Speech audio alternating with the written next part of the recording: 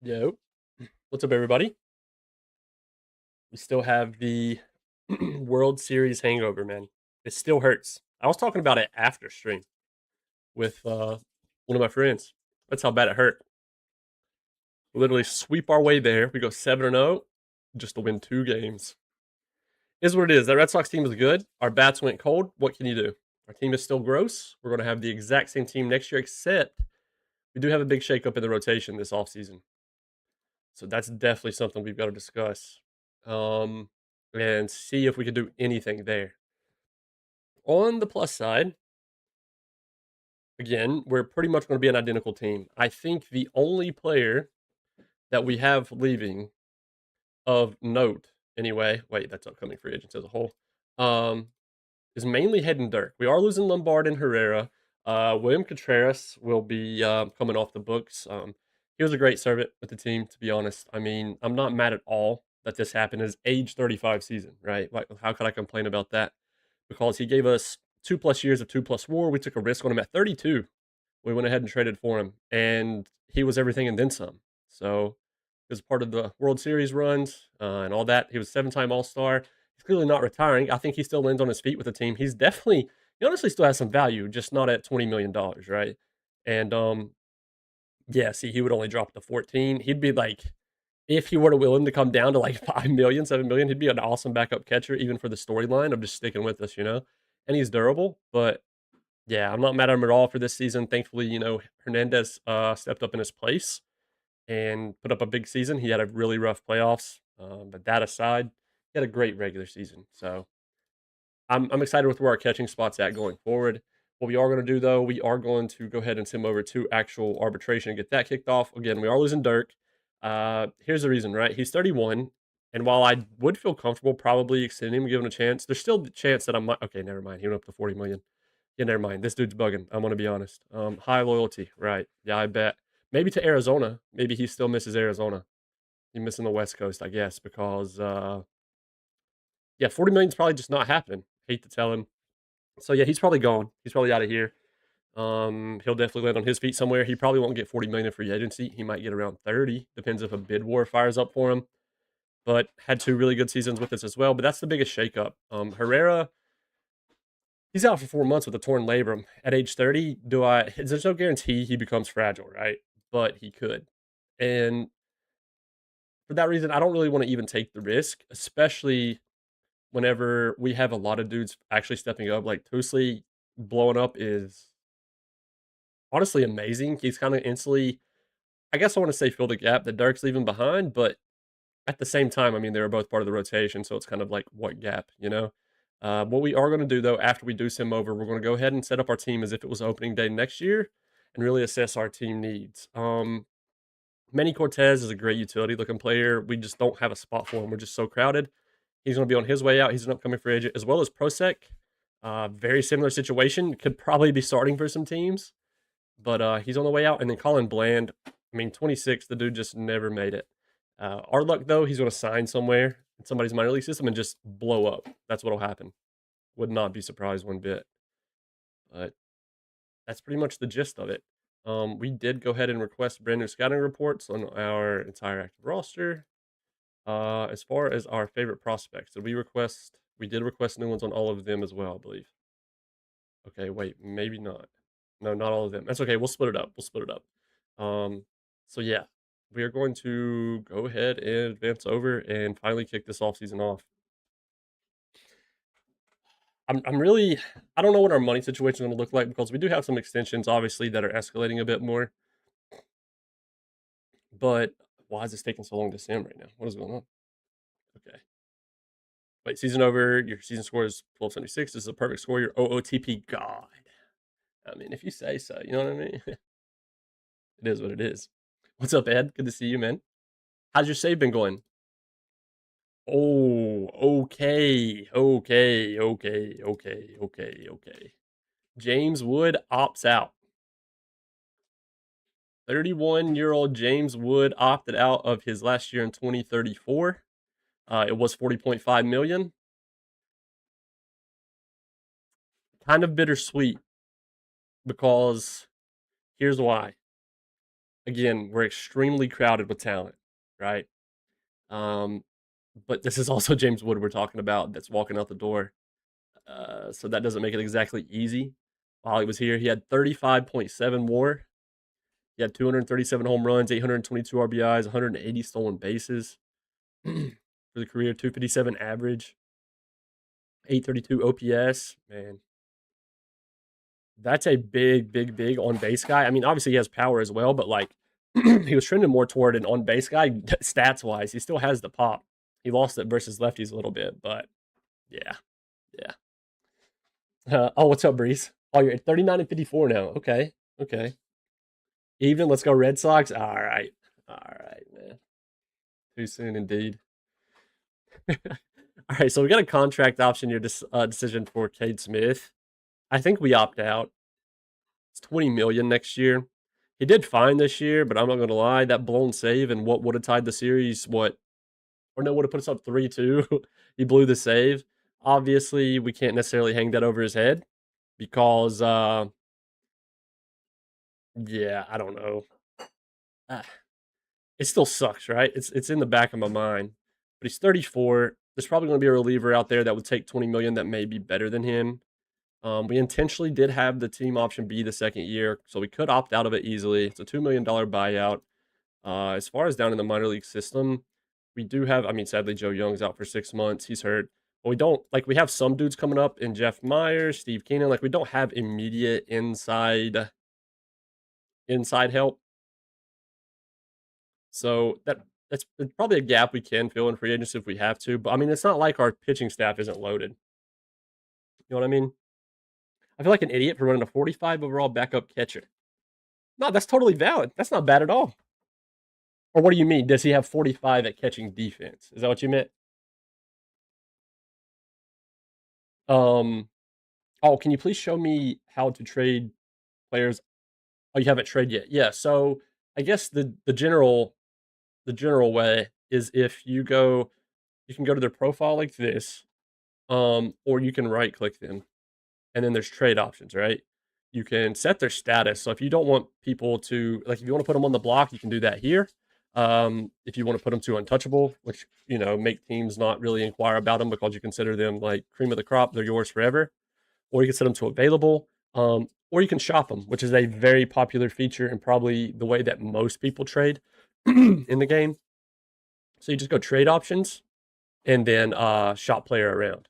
And then from here, you can choose what you'd like to shop for. Unfortunately, I can't shop James. I'll shop a random, like, crappy prospect. Only reason I can't shop James is because he opted out of his contract. He's not technically our player. Let's just go to a really bad random prospect. Okay. So trade options, shop player around. And then here, usually these are all three ticked, which is totally normal. But if you're looking just for a single prospect, you would untick these. If you're looking for like an MLB regular or an MLB veteran, or you can leave them all on, so you see all options, right? Or there's the option to shop them for a multiplayer package. You can choose the exact position. You can, like, I think you can double down. Like, yeah, you can double down. So you could do like a second baseman and a starting pitcher or whatever. And you can. This box allows the AI to obviously include additional players from your team. So if you turn this on, they may try to include players that would get the deal done. Otherwise, their trade might not show up. I haven't used this a bunch, to be honest with you. And then there's prospect package. This is going to shop this player for more than one prospect in return. So if I just go single player and I shop, nothing's going to pop up for this guy probably. If it does, it'll be a miracle. Okay, I actually can't. Well, I'll tell you why this actually makes sense in a second. But yeah, so and then that's what happens. It tells you. And you can sort this. You can sort by position, you can sort by age, overall potential, and contract. So usually that's how you'll shop. Now, if you're trying to trade for a player, let's go look at the MLB trade block. If I go to player trade, you can go here and then you can find the trade block here. There's a few ways to get to it, right? Also, you can bookmark things if you'd like. I can click bookmark current screen right here and I can name it whatever I want. I can name it trade block. And now when I click the star, trade block will be right here. And now it's also under my F2 key. If I push F2, it'll just go back to it. But yeah, so like if we wanted to trade for Parker Meadows, right? Let's say there's a dude on the trade block you want. You can go actions, trade options, trade for player. And then from here, you can like from here you don't have the make this work now button. But let's say if we really wanted them, I would include that. Oh, wait, why'd they not put him there? Did you guys see that? Or is his contract expiring? Okay, he's not a good option. Hold up, hold up. That's still how you would do it, but all these guys' contracts are expiring. Let me go to a random team. We're going to the Red Sox. We're gonna upset one of their players. Not really, but okay, is he still there? Yeah, he's in pre-arb. So if we wanted Edwin Brito, we go trade for player, and you can hit make this work now, and the AI is going to instantly tell you all the players inside of your org that they would accept for this player. Okay? So you can go to any player you want, actions, trade for player, make this work now. Now the game is semi-realistic most of the time. And if I wanted Roman Anthony, right, and I go to trade for player, he's like the franchise player. He's really, really, really good. If I do make this work now, you have no player who makes this still work because they consider him, untouchable, right? And we would be the same way if somebody tried to come get Jordan Irvin. But that's how you do it. If you want to shop a player, actions, trade, shop player around, and then you set up the specifics. This drop down here is how much money you want to retain of their contract. Hopefully that makes sense. If it don't, let me know and I'll try to explain it better. Wait. They're just great at defense. Can't hit a barn door with their bat. Honestly, that's totally normal, Liam. To be honest, I mean, we got lucky in actually having two decent catchers. Well, we hit the Offseason, so William Contreras actually isn't here. But yeah, wait, did Contreras retire? Hang on. So Cade, thanks. How many trades can I do? As many as you want. Oh, what's up, Chris? Yeah, honestly, we might. So as many as you want. In game settings, if you go to AI settings and you want to limit yourself, they do have the ability this year to set a limit on how many trades you can use. Like if you do use signing and trade limits, and then yearly major league signing limit 2, yearly trade limit. These are just house rules though. They're not a real life MLB rule. So yeah, that's all those are. Those are just like if you want to set self restraints on yourself. Yeah, as many as you want. Now, obviously, with any game where you're playing against the AI, right?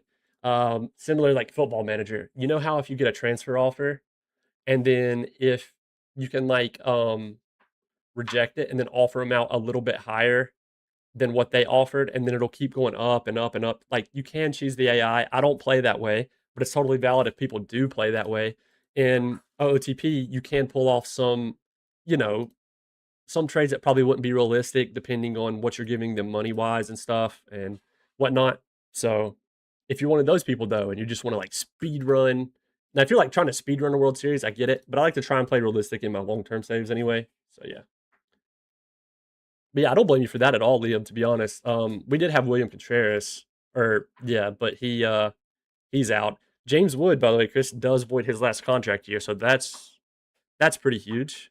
We were looking over his stats a second ago, and he's a career 130 WRC plus player, 35.7 WAR. He's 31 years old. He's probably going to make a bag. What would he want to stay? He honestly don't go up much, but he wants 6 years. And again, we have a crowded team full of talent. Like as far as batters ready to come up now as well, like we have Lamas ready to come up. What this also does, to be honest, is we have Perini, who's not a great defender. We can probably get that up better in the offseason, hopefully, if he has a successful dev lab, which we also need to set up. And then we also, like, that instantly would allow Perez to step into a DH role. Or, again, we have Lamas coming up. We also have a guy like Ronnie Cruz, who can actually play outfield. He has 55 outfield range. I just don't think it's smart for us to bring him back right now, given the talent we got. Maybe I'll change my mind by the end of, this off-season period. But that's where my mind's currently at. Hayden Dirk, he's leaving. He wants 40 million. We're going to offer him probably a qualifying offer just to hopefully get a pick for it. So we'll go ahead and do that.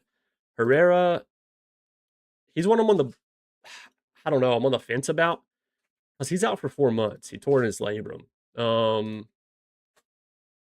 He was solid while he was here. I mean, like 4 years in a row with us, 2+ WAR each season aside from 2032.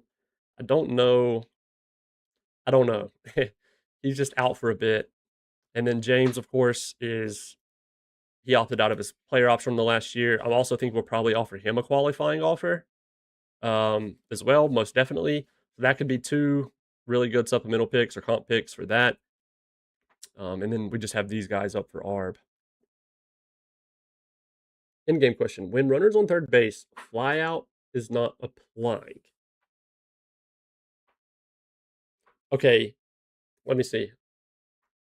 So whenever a runner is on a bag, right, and there's 2 outs, runners are always running. They're not going to worry about tagging up, right? Because they know the third out is happening or it's not. There's no need to tag up. So if it's happening, whether they tagged up or not, it didn't matter.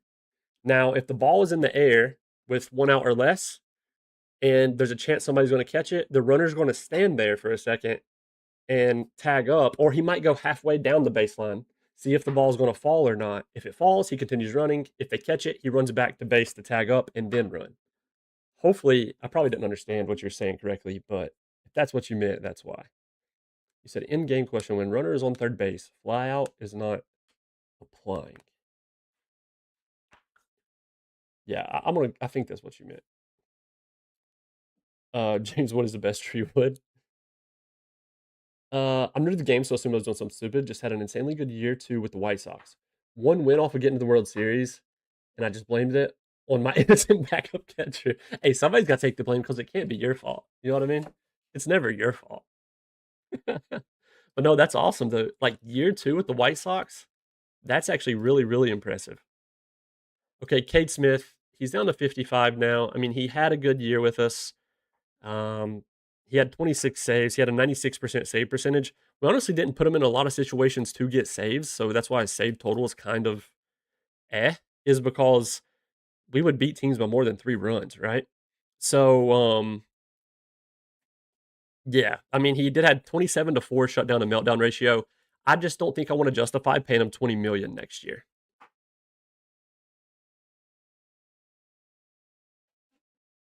Uh, I'm on defense. An opponent hit the ball, and my defense catch it, but opponent still run to home and they score.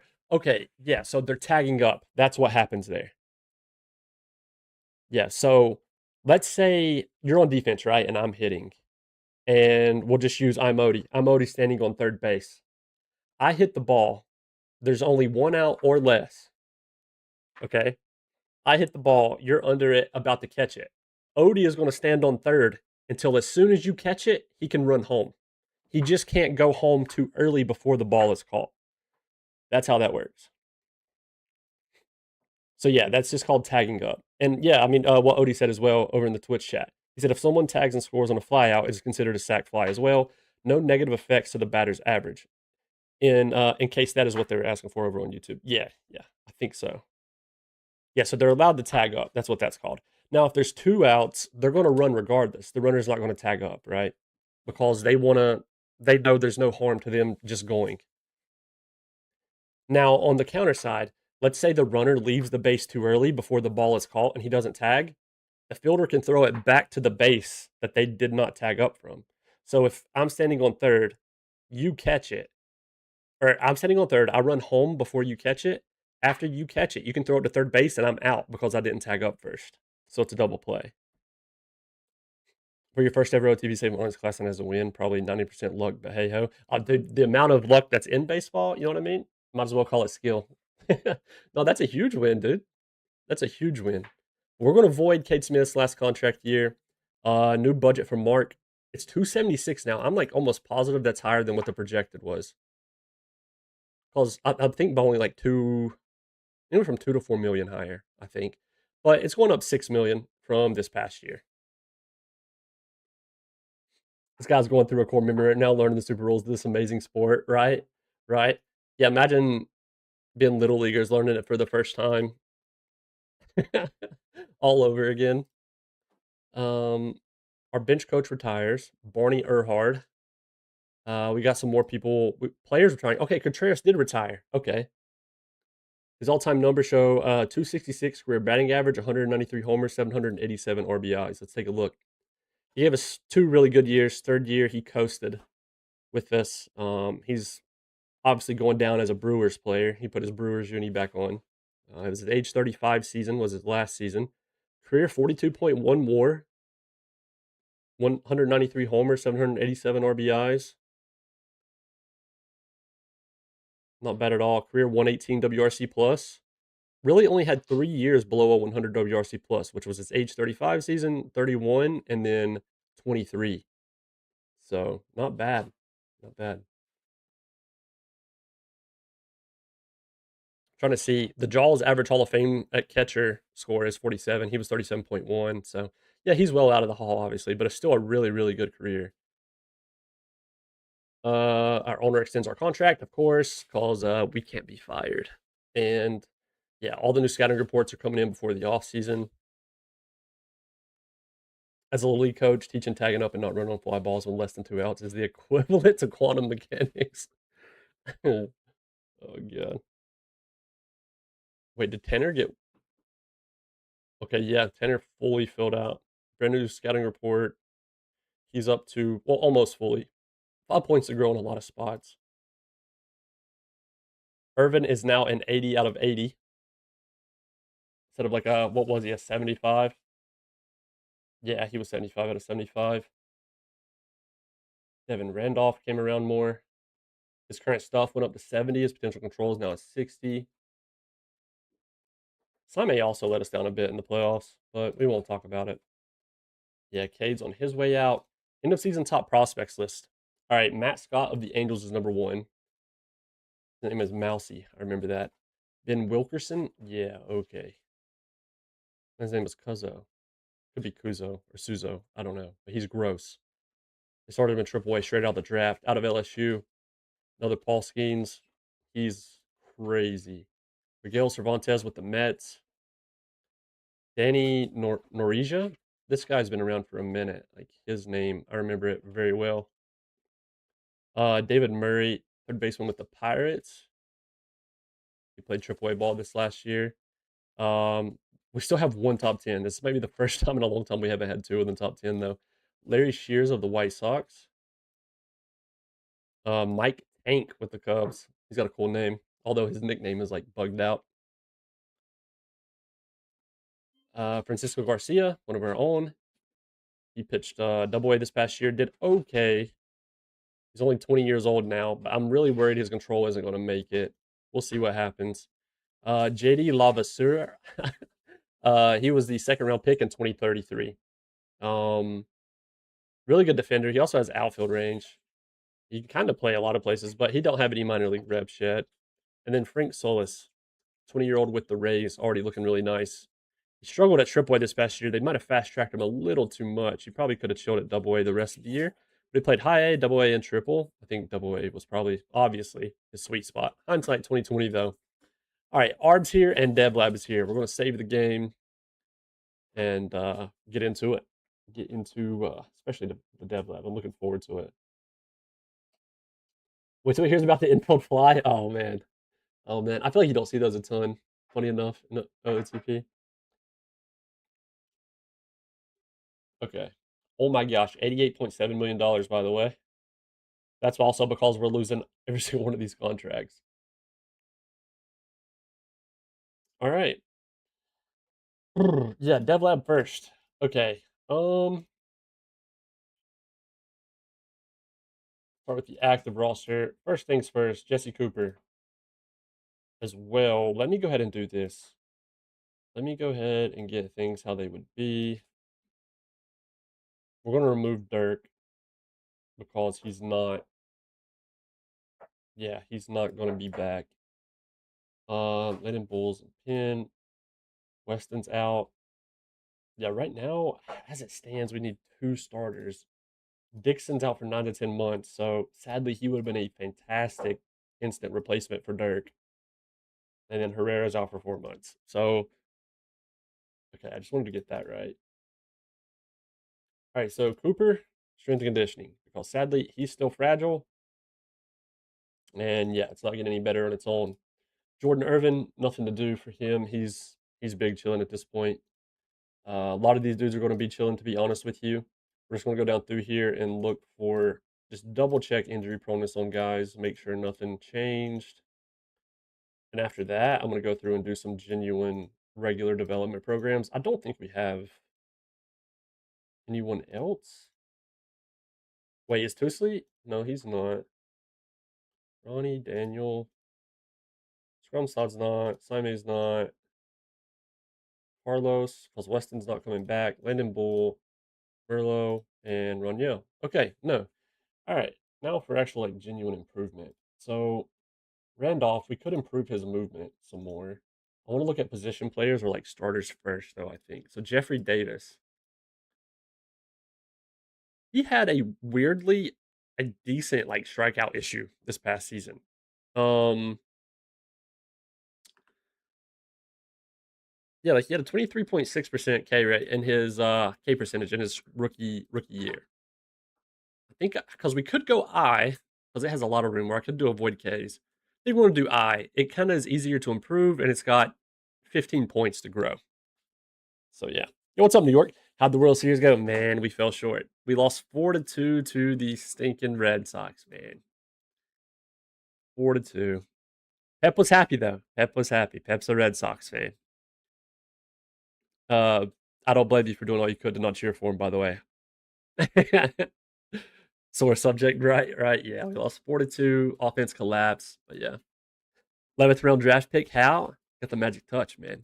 124 and 38 for nothing. For nothing. Is there any way to play the game with no rating? Just stats? Yep, there is, and this is how you do it. You go game settings right here. You go overall and potential, none displayed, other ratings. You can go none, none, and boom. I actually just won a World Series in a stats only online league the other day with the Nationals, funny enough. If you play this way though, blurbs become insanely valuable. These blurbs right here, insanely valuable, as well as this right here. This still works. So you can still you can view this as getting your scout's opinion, right? So you'll see this is obviously very accurate. But when you do this in stats only leagues, this screen is your scout's opinion on their overall as well as their potential. And you can switch this to only prospects as well if you want to see who's kind of like who's where. Now keep in mind, just because somebody's at the top of this when you can't see ratings, don't mean they're first string worthy or starter material in the MLB. It could just mean they're the best out of all the crappy players. You could have only 40 overall shortstops, but Ethan Bass may be like a 45. That don't make him great and starter worthy, but he's the best of the worst. But yeah, so this screen's very handy for that kind of game or that setup. Now, if you also don't want to even see their base running or defense, you go in here and you turn off the rest of this right here, other rating scale. If you do want to at least still see base running and defense, and then for pitchers, that just shows their stamina and defense stuff. One thing that changed with 27 for 26, you can't see the pitches right here anymore. You can still see the pitches. Now you got to go over here to pitch ratings first, but it still zeroes them out. So you don't know how good or bad they are. So it just puts zeros. But these pitch listings still used to be here, which is really annoying. Or you can click this plus sign and it jumps you straight here. But before they used to still keep them here, but they were just zeroed out. I wish they would fix that back. I actually put it on the forums today, requesting them to fix it back, funny enough, if they'd be willing. But yeah, that's how you do it. Yeah, I can go through the whole team, by the way, New York. My bad. What else did I miss? Um,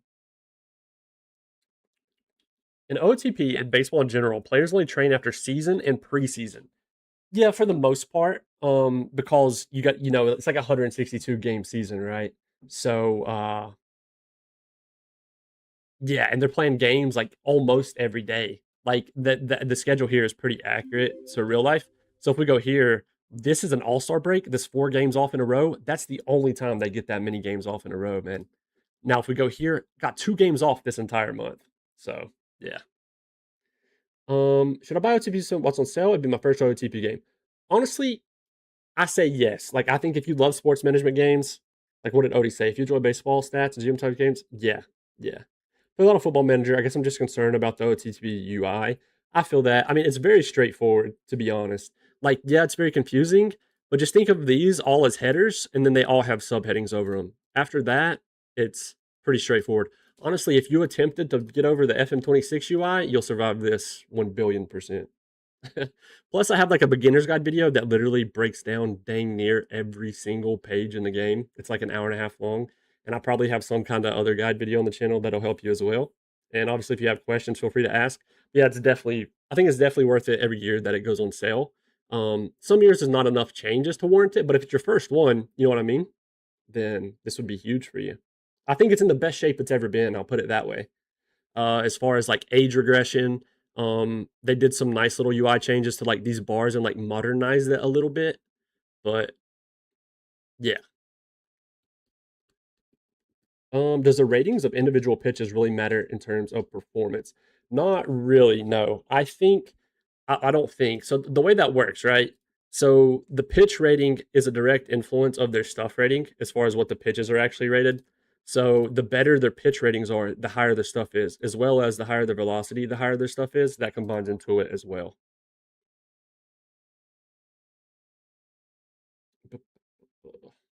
What else? I feel like I missed something else. Um. Oh yeah, Duzza. By the way, thank you so much for the follow. Appreciate that. Sorry. Yeah, Ed said he comes from FM and the game is great. He said that over on the YouTube chat. Um, have I been playing College Dynasty? No, I haven't played it in a hot minute, to be honest. It's been a long time now. I have got the itch for it. I think I mentioned that before too, but I haven't. I never dove into another save with it. Okay, this is another option. I don't know. Willits is probably too valuable in the infield. Actually, never mind. I was gonna say because Willits can go outfield as well. Oh yeah, whole team by the way for New York. I got you. All right, we'll just go in order by position, right? Starting catcher was Daniel Hernandez this past year. Starting at first was Jeffrey Davis. They actually traded Devin Fitzgerald to make room for him. This was his rookie season. Eli Willits is starting second baseman. He's probably winning another Gold Glove. He's actually insane. He actually got us our first. I think it was in the World Series, by the way. Diving like catch. It was a line drive to second. He got a diving catch. It's the first one I saw this year in the actual while like watching a game. Manuel Merlo, he's just a utility guy. I'm not sure if he'll actually even be on the utility guy next season or not. But you'll see he's only been up hardly ever as needed. Ronnie Cruz, he's been a utility guy, believe it or not. He's not really like he started some games when there's injuries. But funny enough, his bat isn't all that stats wise. Like he had a good output in 2032, freaking 3 point or point 0.8 WAR on 31 games started. Uh, but yeah, he's been a utility guy because he has outfield and infield range. Jordan Irvin, this is our golden child. He is like that guy. We locked him up till age 32 season with the team option on the last year. He's our dude forever and ever. Hopefully he like becomes a Hall of Famer one day. He led the NL in WRC Plus this year and WAR, and led in WAR last year. So Achilles Perez, this guy has been a backup, believe it or not. He did start 72 games this year due to injury to Ethan Bass, and put up freaking 4.4 WAR. So yeah, love this guy. He might have a pathway to starting this year with James Wood leaving. Ethan Bass is our starting shortstop. He's crazy as well. He had 5.1 WAR this year, 4.7, 3.9, and this was only with 117 games started, by the way, due to injury. Like that's still a lot, but out of 162, you can tell he missed some. Starting in left, well, Iglesias actually, I think he played more right field this year. No, or no, it was that Perini. Yeah, Iglesias played a little more right field this year. He's not a great defender. We just got stuck in a weird situation where we had to work with what we had as far as defense goes. And the reason why is Iglesias was in right, and then we also had, why did it jump to that? We had James Wood in left because he can only play left field or DH. And then Robbie Perini, he's not a good defender either. And funny enough, Iglesias is better. So we had Perini DHing. So Iglesias was our DH. Perini was ready to come up. So I'm like, screw it. Iglesias has to play right field. And yeah, Perini DH'd. And then Luis Raniel was utility outfielder. He can kind of play across all three spots. And then Calvin Leal, he's also our beloved golden child that gets away with way too much shenanigans in the postseason that breaks our heart. But he's a really good center fielder and a great hitter, obviously. 6.6 WAR, 5.9. He had 36 home runs and 39 this year, 99 RBIs. One home run and one RBI short of 40 and 100. That's just absolutely tragic. But yeah, and that's the offense. On the pitching side, our starting rotation is going to be different now, but Jesse Cooper's our ace. He had 6 WAR this year, 5.6 year before, 7.1. He won Cy Young in 2031, so 2 years ago now. He kind of has a chance for it this year. I'm not sure. Next is Hayden Dirk. He's going to be walking out the door though because he's 31. His contract's expiring. I would love to explore that option, but he wants 40 per for like 7 years. Realistically, we could probably talk him down to 4 years, but 40 million, trying to talk him down to even like 30. I still not super comfortable with it. Um, yeah, I don't know. And it says he dogs it too often, whatever that means. You can interpret that how you wish, but that might get a little embarrassing in the clubhouse. Devin Randolph, he's a reliever, very good. Our pitching staff is great. Seth Stromstad, Tusley, thankfully he panned out. He was our first round pick in 2029. It took him forever to get here. Literally, this was pretty much his rookie season. He only pitched 10 innings last year. This year, he had 167, 4.9 more. And he kind of took off, though, because he was like a 45 out of 60 as July of 2032. And then as we creeped up, he became like a 50 out of 60, and then he just exploded onto the scene. So, yeah, Tanner Dunn, another reliever. Ed Enriquez is a starter that was in the rotation. He had 4.4 WAR this season, 3.7 last season. This was his second year in the MLB. He's only 22 years old. Kind of crazy year considering the ratings. I mean, like, he looks roughly average other than his control, right? So, Severin Lund, another really good reliever. Jason Schlee, same thing. Miguel Saime, same thing. Cade Smith, he still looks good, but we're opting out. Second year was a team option. We opted out of. We're letting him walk. It was for 20 million. When we signed him, we knew that. We made sure it was a team option, so we could get out of it if we wanted, since he was going to be 34. Didn't want to be stuck if he like fell off a cliff. And I wouldn't call it falling off a cliff, but he did fall off a little bit. And he was good though. He was good while he was here. Sadly, he blew a save in game 5 that would have put us up 3-2 in the series. He allowed a walk-off home run, and they went up. They freaking went up 3-2, and then they won it in the next game in game 6 and won 4-2. So we could have had a 3-2 lead. But yeah, it's neither here nor there. Weston Lombard, he was pretty much in long relief this year. He only started 2 games this year. Year before he started 29. Year before that he started 22. No, we traded for him. He started 29 that year as well between 2 teams. He did worse with us after he came over, but yeah, we needed like a 4th, 5th starter type guy. I'm thinking Weston's on his way out as well. He's age 35, and we look like we might have some money. Carlos, really good reliever. Lyndon Bull, same thing, another solid looking reliever. So yeah, we're still poised to regularly be a playoff team for years to come. Surely, unless some baseball magic happens. I don't know. Let's see. Liam said, "What I'd say as a former football manager guy, OOTP UI takes a bit of getting used to, but after a couple hours, you get used to it. And yes, definitely watch your videos. I appreciate that, dude. I've been playing it in my free time. I've turned USC into a powerhouse. 4 national championships and only 1 loss in 4 years to Iowa in a regular season game. Sad face, man. I don't even know how you can put a sad face after that one. That's crazy, though.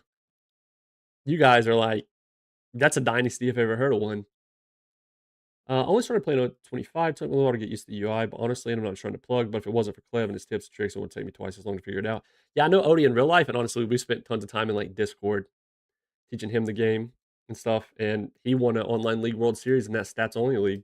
Not long after. It was his first online league ever, too. Um, oh yeah, what's up, pleb? Yeah, dude, the patch notes are crazy. Also, trying to use a Red Sox command after the World Series loss is that's devious behavior. It's not allowed, actually. Okay. We got Jesse Cooper in there. Also tonight, in case you didn't see the title or like the live noti or anything, over on YouTube, I know you guys wouldn't have saw it because I didn't put it in the title on YouTube, but there is another OOTP streamer that goes by Ezra Denny. Um, he has a show, I think he calls it After Talk. I feel like I'm butchering the name, but he invited us onto it, and I'm gonna go on there after the stream. We're gonna will be live on his stream. I'm not going to be live at the same time, but after we do in stream tonight, I'm going to go over there, and it's a thing that he does with other like OTP affiliates. I think he tries to do it with like newer ones. Obviously, I've been an affiliate for a little bit now, but I just haven't been on the talk show. So that'll be cool. Thought I might do it, and I thought it would be just a cool little chat thing. So we'll see how that goes too after stream as well. Jeffrey Davis is going in plate discipline to improve his eye. Um, Schlee, we could go ahead and try to round out his control some, but I don't like to prioritize my relievers first unless, like, absolutely have to. Iglesias will end up going into defensive dev lab. Ethan, his injuries have been getting a little weird. Like, because this was the 2033 season. He only had 2, but he was out for 5 weeks with a ligament strain in his knee. 2032, he had 1, 2, 3, 4 injuries. I'm very tempted to get ahead of the curve and see if we can't, because he's also coming up for a contract extension. I think he only has 1 year of ARB left after this one. Um, yeah. So he has no. This upcoming year is his last year of ARB. So if we were going to talk extension, dude, he probably wants a bag. Yeah, and I mean rightfully so. Also, let's talk about that jump. 12.8 last year of ARB to 38.8. He does indeed want a bag. Like if we went 7 with like team options, yeah, that's oof. That's something to think about. I don't know. I don't know. Uh, that's the kind of decisions we got to be making. Ed definitely should probably go in. We could try to do improved pitch arsenal, or we do secondary pitch because every single pitch has room to grow because that would increase his stuff. Um, or we could try to do his BABIP, but his stuff has so much more room to go, and I'm so comfortable with 45 pitching BABIP this year. I think for Ed, da da da da da. Secondary. Okay, I want to know. I wish I knew what determined if they have improved pitch arsenal available or not. Because sometimes as well, what happens is dudes will not have the option for strength and conditioning as well to improve their injury proneness. Like clearly he don't have improved pitch arsenal, but if we go to Tusley, guess what he has now? He has improved. He don't have it either. Add pitch, endurance training, velocity. Am I tripping? Add pitch, but did wait? One's popping up for somebody for Tusley that Ed don't have. Improvement, all strength and conditioning. Ed don't have that. See, he don't have strength and conditioning. Oh, because he's durable. That's why. That makes sense. But I've saw people who are fragile that it also don't pop up. Will Bay, why do that happen? Yeah, Will, are you here? Imagine Will was here. Yeah, look, approved pitch arsenal is just not here at all for any of these guys. Wait a minute. Surely it's not just prospects, right? Who's the starter that's not hurt? He has improved pitch arsenal. It was not always, and Chris Defoe don't have it. What is going on? But you see it in the flesh, right? You realize that I'm not tripping. He don't have it. What determines it? Okay, hang on. 45, 45, 35. And then who was it working for? Defoe? Yeah. Okay. I was wondering if there was like a common denominator of like all pitches being above 50, but no, he has. Well, that sucks. He has improved pitch arsenal. Okay. Well, now we pivot, I guess, for Ed. Now maybe we just go velocity or we just do secondary pitch and hope it works on the cutter because we can't choose the pitch. Yeah, I don't think we go velocity because he don't have a velocity potential anymore. I think we go improve secondary pitch for Ed. And then um Severin Lund, Perini's also going to go into defensive dev lab. I'm really happy with where he's at overall. Achilles Perez, he's pretty much maxed out. Randolph, Schlee, Saime, Scrumstad. Hoosley, did he get a bad injury? Dead arm, rotator cuff strain, mild calf strain. He don't really have much room to grow. His changeup has like 5 points. Cade Smith, Ronnie Cruz, Daniel Hernandez. Daniel actually might have some. No, he fully filled out as well. He'll definitely go to catching defense. See if we can't get his arm up. He got stolen a lot in the playoffs. Carlos, Manuel. Okay, honestly, there's not a ton of improvements to be made to our active roster this year. Unless we got like super picky about it and really went crazy on the relievers, which again, like I don't mind improving my relievers, but they're not priority. Schley, we will do control. I know he has a lot more room to grow in his movement and stuff, but it's all like 50 plus. If we can like tap that into that control potential, could you imagine? Improve control for him. Randolph also has a lot of room with his movement. Carlos as well. He has stuff. Yeah, damn, his curveball is just miles behind, huh? Wait, for Carlos, when they only have 2 pitches, secondary pitch improvement means it has to work on the curveball. So his name is Gigi. It's pretty cool, actually. Lyndon Bull. Also, by the way, if you end up getting the game toxic, be sure to let us know who you start a save with, by the way. And if you have questions, I don't know if you've already joined, but we do have a Discord. Where questions are asked.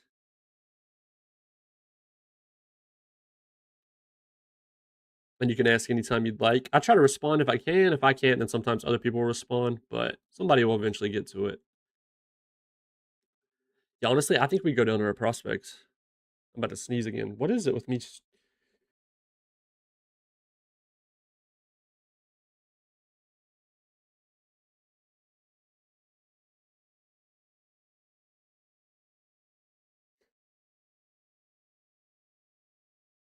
All right, I think we went like 5 deep sneeze wise that time.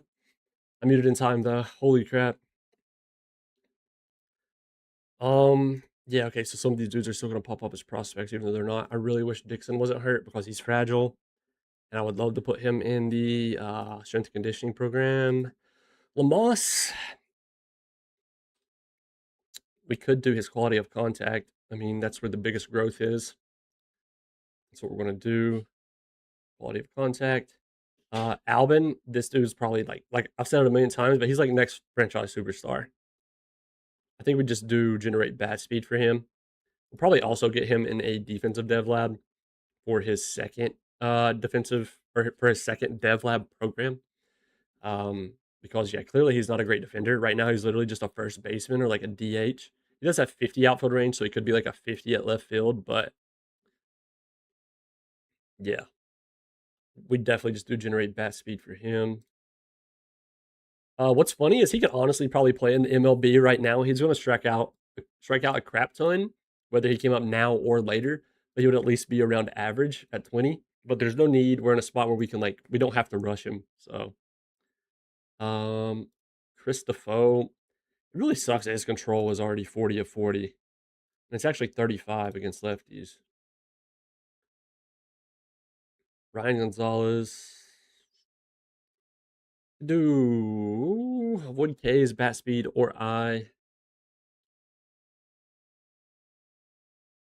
would at least like get everything to 50, which he also only has high accuracy, which is fine. He hasn't had a report since August. You guys know that's like a sin around these parts. What the heck? All right. I think Void Case has 10 points to grow. Power has 5, but the potential could like break through all the way as well. He's also someone else who should be on the active roster right now. I think we do generate bat speed. I can't resist. Generate bat speed is just always way too tempting. Manny Cortez, he's fully kept out. Gonzalez, Steve Keenan. He may eventually become usable. Merlot. He's an interesting profile. Already being maxed out at 45 out of 45 BABIP really stinks, but he's a really good defender. He could maybe give you like an average bat with that defense would actually be super good value, but Jeff Myers a very good reliever. I mean, dude, you know what? We're going to try endurance training, and if we can raise his stamina to 40, he can start. Would just be awesome if that sinker like wakes up though. I feel like it's rare to see the sinker lagging behind with the changeup being the one that's advancing. It's usually the other way around. Hmm. Yeah, let's try it. Let's go Jeff Myers endurance training. Um, those are some other big rows. Jay Stoddard, another dude that should be on the active roster. He has like a lot of spots to grow as well. 5+ points everywhere. Some spots 10. Let's see. Let's see. Ricky, Francisco Garcia. We have to do his control. Like, have to. Go ahead and do that so I don't forget. For control. Bryce Hill is still locked. Honestly, he's not even a top prospect anymore. Unfortunately, yeah. Okay, never mind. He's not on there. We can actually just unlock him from starting pitcher as well. Wait, did we unlock him from team control? Yeah, we did. Roth is hurt. Hesse still coming around. He's 24 now. He's from the 2028 draft as well. He put up 2+4, like identical stats, honestly. The past 2 years is kind of funny. 97, 97, 2.2, 2.2. Him being 24, I don't know if the dude's actually going to make it. It doesn't seem that way. But he also could be one of those guys, if we promoted him, like, he might take off. Caden McCarthy, he's 25. Jose Mendez is 23 and fragile. Checo. Bill Ramirez, sadly, he lost a lot of his stamina. We could try to get it back, to be fair. But he operated. That's kind of crazy. 2.3 WAR at AAA this year as just a closer for Bill. It's sad because he looked like he was going to be so insane as well. He's only 23.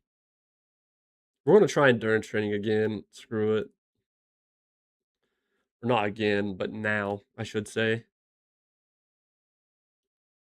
Mike Toronto, Nick Willis. Okay. Let's go by overall now. And let's go. So we have the Moss over here, right? Or no? Yeah, we do. Okay, we got to save last slot for defense anyway. Yeah, I'm glad I looked. All right, last slot for defense. So we're going to start on that. There's not really any huge ones that I'd be upset that we missed out on. First time through. I think we got a lot of important ones in here. We didn't really have to prioritize the active roster too bad this year. We could have got a little more nitpicky with it if we wanted, but all right, time for defense. So Irvin's already really good at defense. He could still get ran through it if he wants. Liao, very good center field defense. So we need to prioritize probably Iglesias. Iglesias outfield defense and hope it goes up a little bit. He'll be in there first. And you guys want to see something cool that I totally did not put in the player development, Master the Player Development Lab video. Shout out Will Bay for even bringing this up. But so I got to keep checking my phone to make sure Ezra's not ready to dive in. Uh, the other thing anytime soon. Okay. You can queue DevLab slots, which is actually great breaking news for like online leagues. So although this is like full, I can go and so next, let's say the next defensive dev lab I would want is going to be Perini, right? Improve his to make him not totally just a DH either. I can go ahead and do this. Outfield defense. Agility is full. Do you wish to add this program to the queue? Yes. And now it goes down here. And after you have multiple, you can move them up or down or just cancel them. It's definitely something I caught on to way too late myself. But yeah, you can queue up lab slots just so in case you do forget, it'll automatically jump into the next one that ends. So what's going to happen as soon as Iglesias is done, Perini's going to bump into that one because that's one's the first one done. Uh, that one's done first. So what we could do is we could go ahead and queue another one. What do we want to do though? Honestly, Willis is already godlike. Like we could continue to make Irvin even better, to be honest. But I feel like it would almost be a waste. Let's do.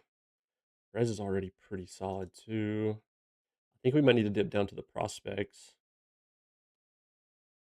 as well. And then on the plus side, everybody up here that has loan programs, those are all a whole other defensive lab that's going to be ran in every single one of those other slots too. So really min-max in here. Okay, yeah, I think we need to do Albin while I'm thinking about it so we don't forget. We'll do Mario because, yeah, he's pretty much a liability at defense. Here's the thing. I don't know because he has 50 infield range. He throws right-handed. I want to make sure he wasn't a lefty. But he's only a max of 40 at second, 40 at third, which tells me obviously he's going to be like mainly only a first baseman right now. Yeah. So, but he already has 50 potential at left. So I was like, do we do outfield defense for him, or do we go ahead and try and tap into the rest of the infield stuff? That's the question. Because it can kind of go either way, but like he has 40 infield air, 40 double play, but 45 outfield air, and at least 50 arm. I think we got to go outfield range, sadly. I would love for him to be an infielder, but that's what we're going to do. All right, we'll cue that one. We'll go outfield defense. And then I think I would love to go back up here, make sure Daniel Hernandez gets his at catcher. Yeah, whoops. Yeah, and then you can move him up or down like this. Okay, so here's the thing too. I forgot. Alvin's already practicing up here. So when his is done, we'll make sure he gets in one. What we'll do is we'll move him down since he won't be done anyway for how long? 3 to 4 months. Yeah. So, ooh, I want to try something. Something that's supposed to work now is the game is supposed to give you a warning whenever you have empty dev lab slots. Whenever you try to advance past, I'm going to be the test subject. This could bite me with this last slot. We'll take Iglesias out. We'll save it real fast. We'll try to sim and see if it actually gives me a warning. Yeah, it's supposed to give you a heads up whenever you have open slots so you don't miss it on the first day that they're open. Okay, so it just doesn't work.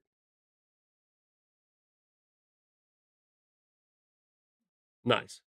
All right, yeah, like I'm not tripping, right? Like that was a thing. Let me go to the patch notes. Terrific. I'm so glad that worked. I'm going to the patch notes.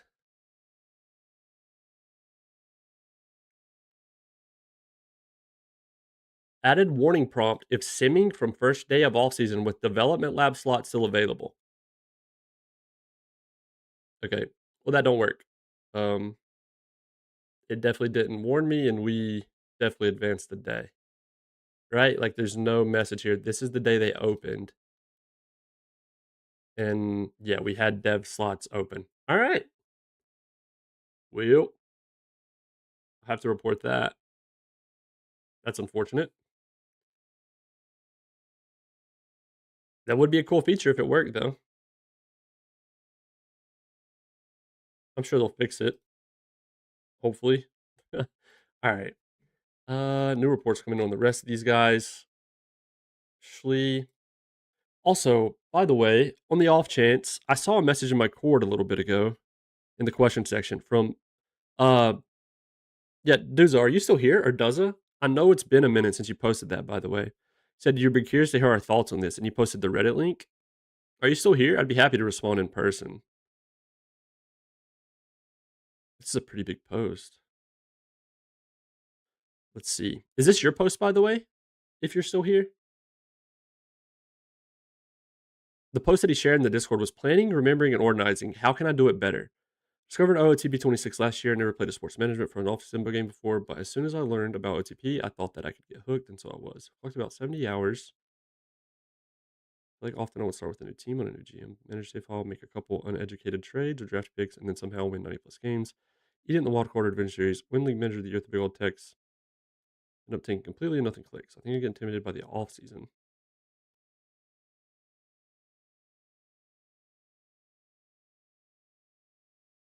Using a game like this, I'm new to the genre as a whole, so I don't really know what I should be thinking. Okay.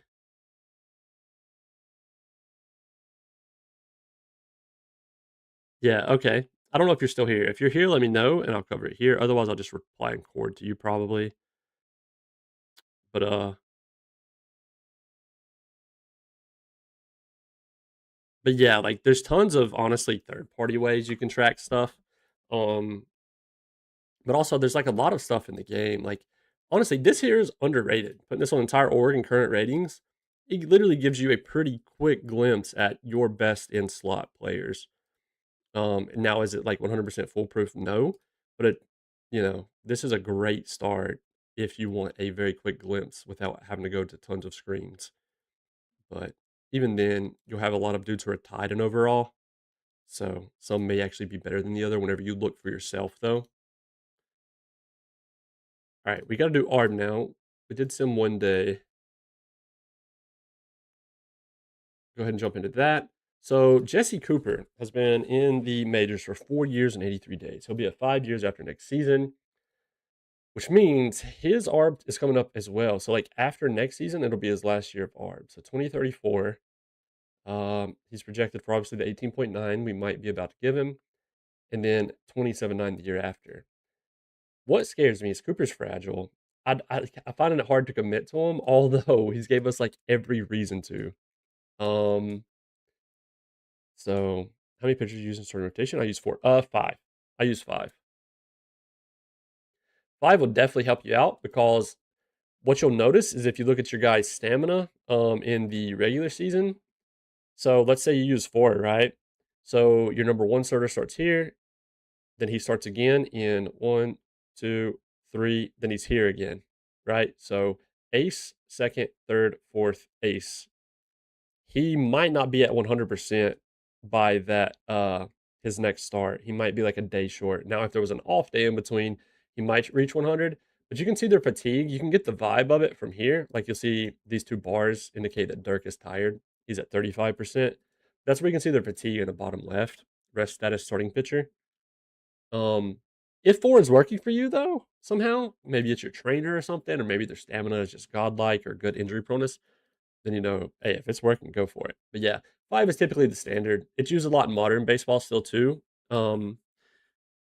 Six is also a common theme if a team has the luxury to have six starting pitchers to use, but yeah. So the thing is with Cooper, I would love to go ahead and lock him up. This contract is ginormous. He wants 11 years. We wouldn't do that. We'd probably do it to like his age 32 season. That's kind of like my sweet spot for whatever reason. I trend towards 32. I really wish Duza was still here so I could answer that question. He's probably not, and I feel bad. But I didn't see his post in Cord. I wish he would have asked it here in chat, unless he did and I missed it.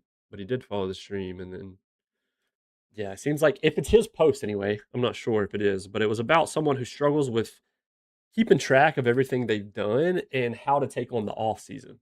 And funny enough, we're taking on the off season today, so that would have been a great time. But um, yeah, so like for Cooper, he wants 47.2 every year after his last ARB year. He's like very in the middle on if this dude's arm is going to explode at any moment or if he's just never going to get hurt again. Because he is fragile. He had 3 injuries in the past year. And the longest he ever missed was 1 week. So he missed 1 week and 3 days total. Before that, he got hurt back in May of 2032, one time in the whole year of 2032. So the fact, he's fragile, like, kind of like how, but I also don't want the game to show me how. He's very good. Very, very good. Like, he could end up being one of the greatest national pitchers of all time. He's only 25 years old. Um, I really want to extend him bad. And here's the thing, like he has another season similar to any of these last three, even if it was another 5 WAR, 4 WAR year, this money is going to go up even more. That's a risk we take. I think we take the risk. Um, home to root at some point. I mean, here's the thing though, like how though, you know what I mean? Like 33 games, 31, 32, all in a row. Like he is not missing a beat.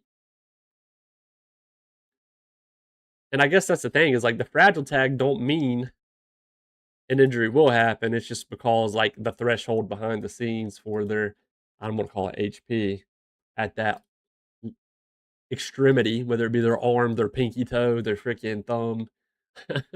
Obviously, they don't actually have their fingers on there, but like their arms and legs and back and stuff is lower than normal. I don't know. Because here's the thing too, if I don't extend him now, then am I going to extend him next year? Would I just let this dude walk? Personally, I'm probably not going to. Like whenever it comes time for him to walk to be a free agent, like I don't trend towards still wanting him to walk. So if I don't want him to walk then, Why wouldn't I do it now? I guess that's where my mind's at. Why wouldn't I extend him now before he gives us another crazy year and he gets even more expensive somehow? Probably not that low. I mean, I could try, but I don't think I would want him for that little anyway. Like, I think I'd realistically want like maybe 5 or 6 is what I would trend toward, because probably 6 or even the number after 6, because he'll only be 31 then, and I could still team option it up, of course. And I would obviously try and lower this money. I'm not going to just leave it at 47 too, but it'll just win, not if. What's it's just if actually. Like that's the thing. It's just if. Yeah, yeah. Yeah, it's just still an if because like they might not ever, you know what I mean? So it's not a guarantee, clearly, because I don't know how he's doing it. Our luck, as soon as the extension gets signed, that's when he would like die. Because that's the thing, we have dudes who've been more injury prone than him, and that's not fragile, you know, or gotten injured more than him that aren't fragile. Funny enough, I think Tusley's like one of them this past year. It is coming T. Well, I mean, that's like saying Ethan Bass is fragile because he had like 2 this year that are 5 weeks and 2 days. He had 1, 2, 3, 4 last year. You know what I mean?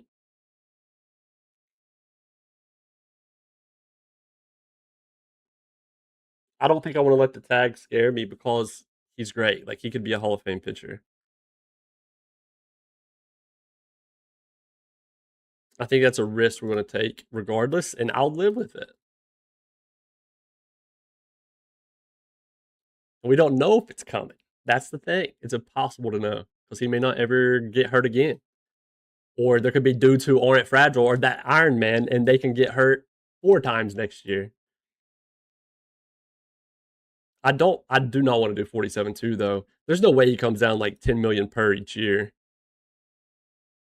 I will keep the team option. Experience fragile lines up bad. I don't grieve. Yeah, hey, I got you. I feel you. We could agree to disagree, I guess. There's just been tons of players that I've had forever that just nothing comes of it, you know? Mm, what if he goes 37 flat?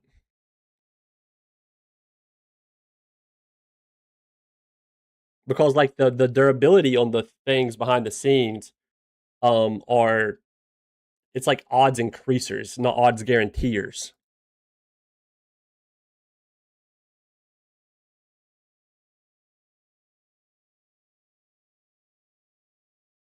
I wonder if we could like taper it off at some point. Like after he hits 29. He's not going to take this. He'd be dumb to go if he goes 10 million lower than what he actually wanted. This is a big contract.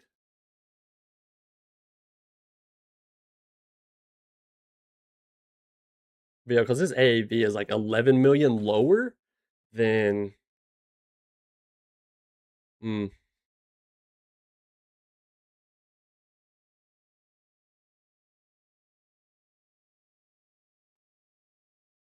28, 37.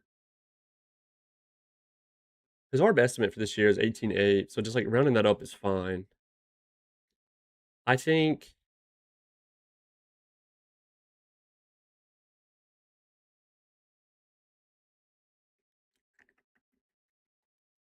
we're gonna shoot way lower as well, and like just give him the chance to say yes or no, like what we would strictly want.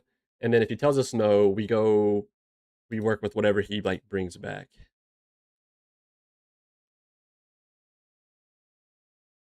19, 28, 35, 35, 35, 30, 30. Because this is nowhere close to 42 AV. This is 30.2 right now.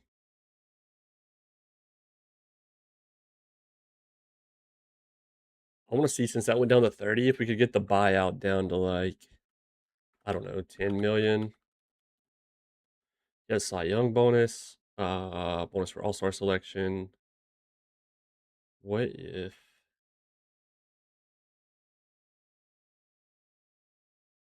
I think I want to start with this.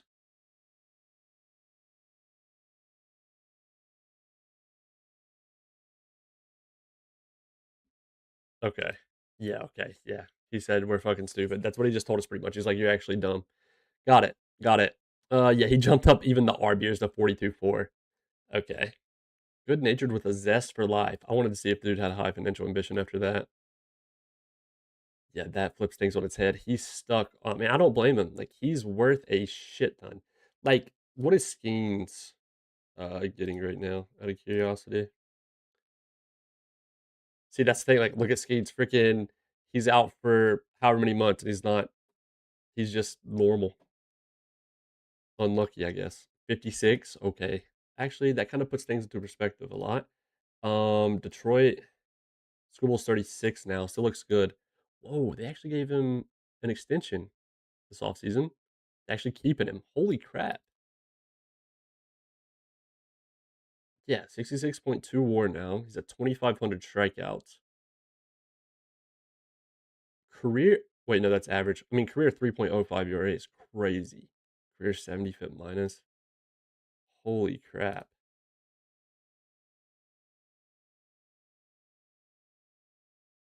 That's got to be bugged, right? Average Hall of Fame, roughly three. Roughly three. Those two got to be bugged for Black Ink and Gray. Is that right? I don't think that's right. Either way, he's definitely probably making the Hall of Fame. 5-time Cy Young winner, 8-time All Star.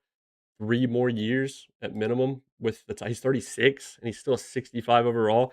This year's ERA plus finally dipped, but kind of crazy. A negative 4.4 run value this year with that 95 ERA plus. Hmm, that's a brave extension. So Cooper's still wanting like 36-year-old Tarek Skubal numbers, I guess. Furman is there, by the way. I forgot that he was there. Ah, that's tough because now I really want to extend him now.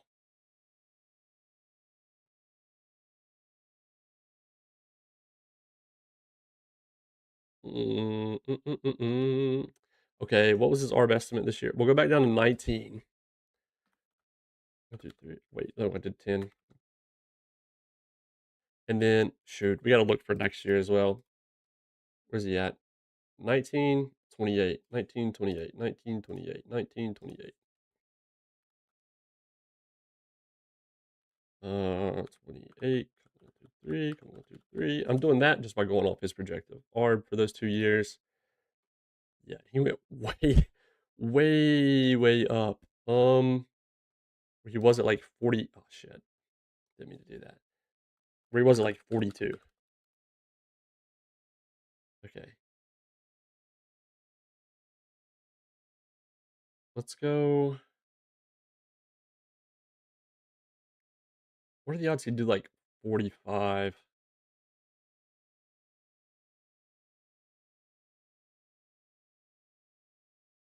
for the rest? It's a very risky.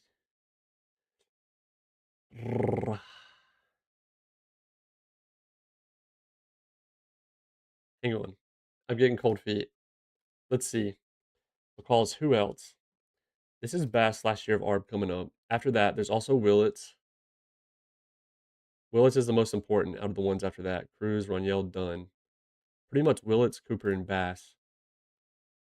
I don't think Bass is as much of a priority. Now, he's like really, really, really good. But I don't think he's as much priority because the talent we have at middle infield is crazy. Like Achilles Perez is a backup. He's had a 4.4 WAR year. We have Lamas coming up. Ronnie Cruz chilling on the bench. He's not as like appealing as he once looked, I guess. But um, Willits on the other hand, I value him like a ton, a ton, a ton, because his defense is like out of this world. But he also has high financial ambition. Yo, what's up, Christopher? Holy crap, he wants 12-year, 62, 62, 53. Yeah, I mean, I fear we're a little poor. We're a little poor in the future, assuming it doesn't get much better. I mean, we do have a projected jump to 290. Wait, no, that's 2 years from. Wait, yeah, 290 in 2035. So not this season coming up, but the one after. I'm surprised our fan loyalty didn't go up. By the way, I was watching the Fish kick the Rockies ass for a bit. They're on a tear right now. They really are, and I don't like it as a Braves fan. I do not like said tear that they are on right now. No, that deal is crazy for Willits. He would probably be highest paid in the league at that point. Well, yeah, because Skeens was 50 something.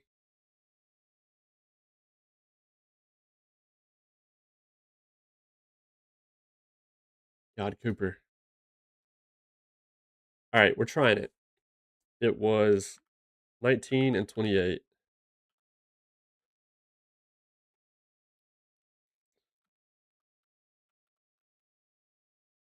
This could suck. It could suck bad. What were we trying? I don't remember. Was it 40 flat or 40.5 flat?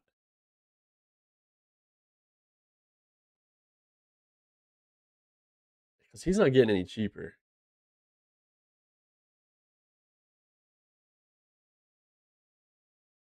And I would like to think, because overall, if it doesn't fall off a cliff earlier in his career, that he would have trade value if he ever had to. I mean, obviously the contract makes him less appealing to a lot of the trades, but like if we had to retain some or something to get out of it, hmm, we're doing it. Even if it's for the storyline. If his arm falls off one day and Pep points at us and says, "Told you so," so be it. Even though if it does fall off, don't mean it was a win. I'm still an if. I'm joking. I'm joking. He's probably not taking this though. Oh my god, he took it. Now I'm scared. Now I'm scared. All right, it's real. It's in the flesh. It's done. It's over. That's a superstar pitcher. That's done. We just never look at it again. We go on our merry way. Oh gosh, it hurts a little bit. But dude, he's good. He's good. He's very good. He's so good. He's our ace for a long time. Him and Jordan Irvin will be the GOAT for this franchise. Okay? All right, good. I'm glad we all agree. All right, so his arm is afterthought. Dunn's coming back. His estimate 6.1. Let's go like 5.8. Woo, not that much. Not bad. He don't. Okay, not bad. He jumps it up $1 million. Okay, so let's go 5.9. Okay. Sime 3.8. We'll try 3.5. We'll try 3.55. Nope. 3.75, just so we can win. Yeah, cool. Thanks for letting us win. Schlee 3.7 is his estimate. So we'll go. Let's go ahead and round this down. We'll do like 3.5. Wait, let's go lower. Okay, now we go 3.7 because he removed his closer promise.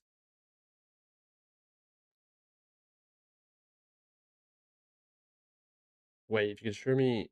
Okay, no, whatever. We're just doing 3.7 because he wants promise closer, and I don't want to do that. So he should take 3.7. Okay. Actually, Ronnie Cruz, he's up to 4.4. Like he is a pretty valuable utility dude, but I don't know. His bat wasn't good this past year. Jordan Alvarez just hit a grand slam. By the way. Okay. Random. But my phone was blowing up with the notification. Um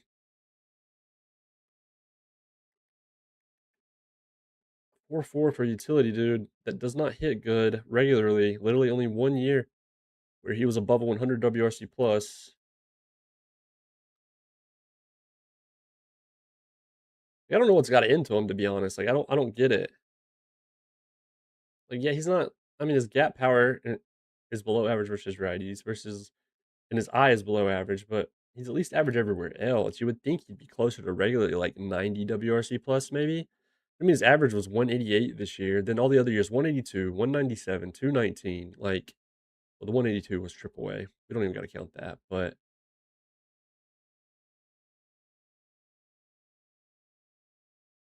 that for 4 million, I'm just a little undecided on. Will its ARB is going to be 16.2. We've got to do it. I don't think we're going to be able to extend him long term in the future unless our owner just becomes like the richest dude in the world. Um, or maybe the Dodgers owners decide to buy us as well or something, but I don't see it happening. His ARB estimate 16.24. Let's just try 16 flat. Yeah. Probably could have went even lower because it was so much higher than usual. Ethan Bass is 13.9. So we'll just go ahead and let's try 13 flat. Actually, I want to try 12.8 because I'm curious. Okay, he got insulted. Got it. Noted. Noted. 13 flat. Will you do that? Okay, he's upset. So now we got to go ARB estimate. So when the smiley face turns to a frown, it's better to just be safe. You should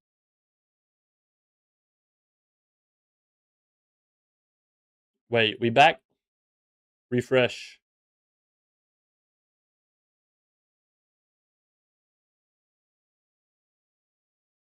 I think we're good now.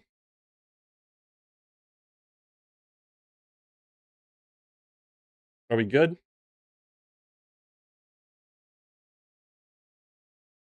Let me go over here.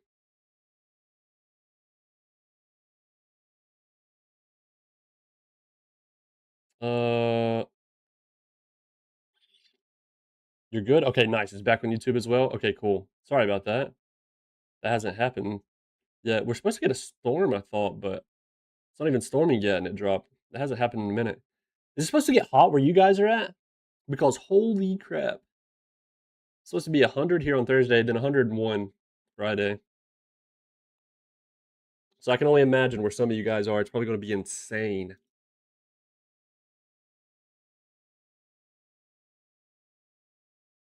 All right. Raniel is, yeah, he's interesting as well. He's a bit more consistent. Like, he is 90 plus. He's kind of exactly what I would imagine um Cruz was going to be. Here in Croatia, 37 degrees Celsius. I can't lie. I'm a filthy American that needs the translation. Hang on, 37 Celsius to Fahrenheit. Holy crap. Yeah, so 98.6 degrees Fahrenheit. Yeah, that's wild, man. Yeah, pretty warm there right now. Yeah, it's like 78 here right now, but then tomorrow 97 degrees, and then 101 and 101 for Thursday and Friday. Then 98, 97. That's crazy. But yeah, that's wild. I bet you're burning up already, dude. I was telling my girlfriend, I was like, we should go swimming that day. But then again, my freaking pale skin, it's probably not the best day to go swimming for the first time of the year. Should probably definitely already went swimming on, prior to a 100-degree day. Probably couldn't even stand to swim that day. You got C 200 meters from me and I didn't go yet? Oh, man. I'm sure you kind of get a little bored with it, though. Like, I mean, I'm sure you still enjoy it, but, when you have it all the time, it's probably not as much of as a luxury as it is if you wouldn't have it all the time, I guess. Water bowling, club red as a lobster. Dude, yeah, because I get burnt. It's guaranteed I get burnt. 1,000,000,000% guaranteed I'm gonna get sunburnt the first time of the year. And then after that, I'm kind of chilling. It's like got to really set into the skin first and really just, really get all the freaking harmful rays in there to guarantee I'm going to be permanently injured. And then the rest of the year, I'm chilling. The tan will just kind of stack on top of one another. Also, can we just talk about we're back-to-back World Series appearances and we're first form in the league? That's some goated stuff right there. Also, what I wanted to do was this. So, really, none of this really changes, if we're being honest. I did want to see who's first up this coming year. So, something we're going to do, like, Lamas is ready. He has to be up. Has to. He doesn't have outfield range. Ryan Gonzalez, I think we move on from Ronnie Cruz. Maybe I'm crazy. I think we move on from Ronnie Cruz when we've got freaking Ryan Gonzalez and Jonathan Lamas sitting here. Ronnie's got to go. He's got to go. Okay, then, oh my God, excuse me. Then comes the thing. It's like, at what point do we give a green light to Serrano, Stoddard, Bricky, even Costa? I don't care that he's 40 overall. This profile intrigues me so bad for some reason, even though in his little cameo he was horrible. Hadoba, not as much. Okay, that's where it slows down a lot. But then it's like, at what point do we start valuing these dudes league minimum over Roniel? Yeah, he can play center, so that is something he's going to have going for him. Like, okay, he can't like start center, but he can play center if we needed him in a pinch. Serrano, him at center, he's probably roughly the same. He just needs the reps there. Yeah, he'd be at least a 50 at center. Roniel's a 55. Outfield range, his is 5 lower. Okay. So then, like Stoddard, he's only a 45 at center. So he couldn't play across all three. Bricky's this dude was born to play right field, I guess. He does also throw left-handed, so that kind of makes sense after you peep that. Um, yeah, because he can play left as well, but throwing left-handed, that's why they're always usually just not an infielder when you throw left-handed.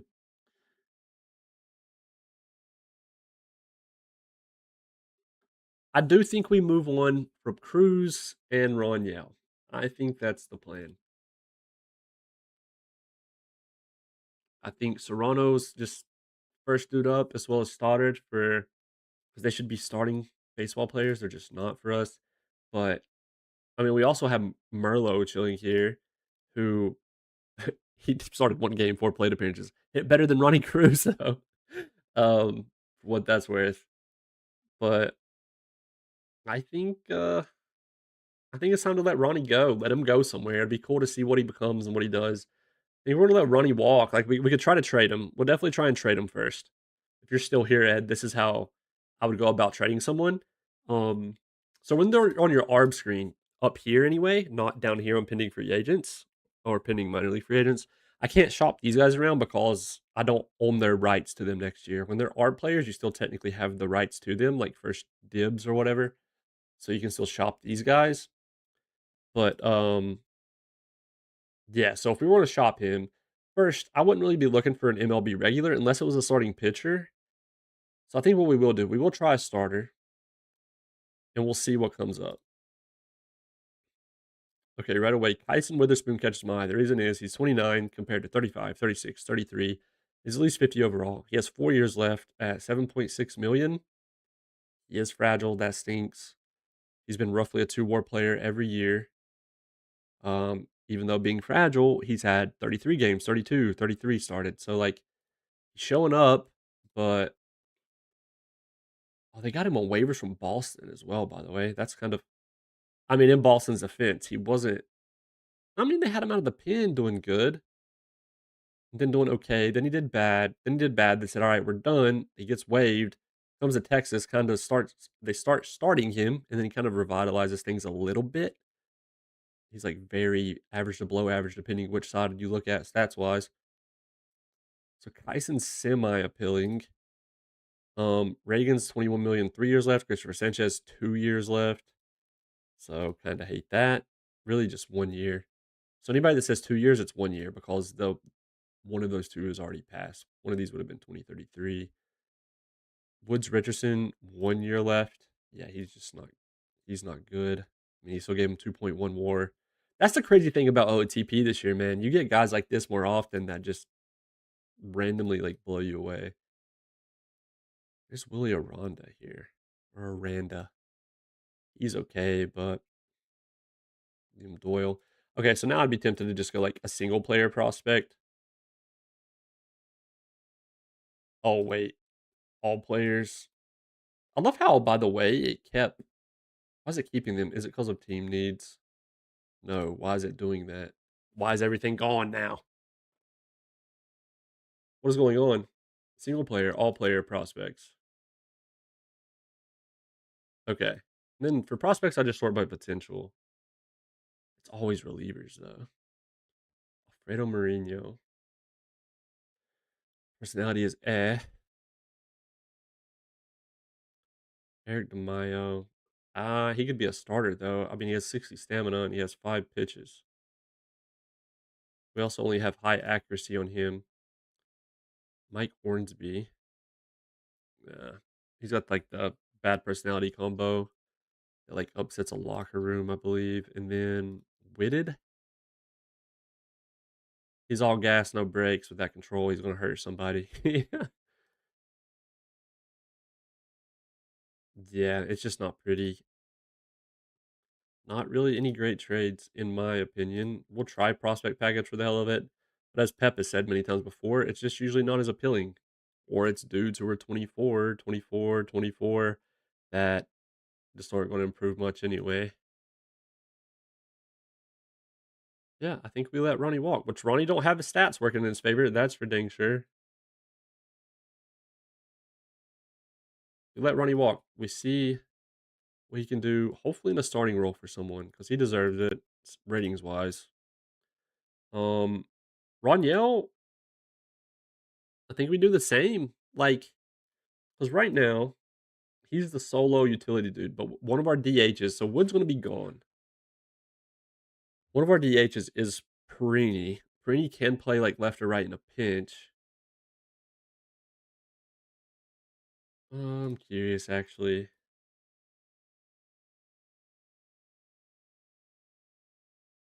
Like Stoddard could really take off and be a good player. Like honestly, both of these dudes could.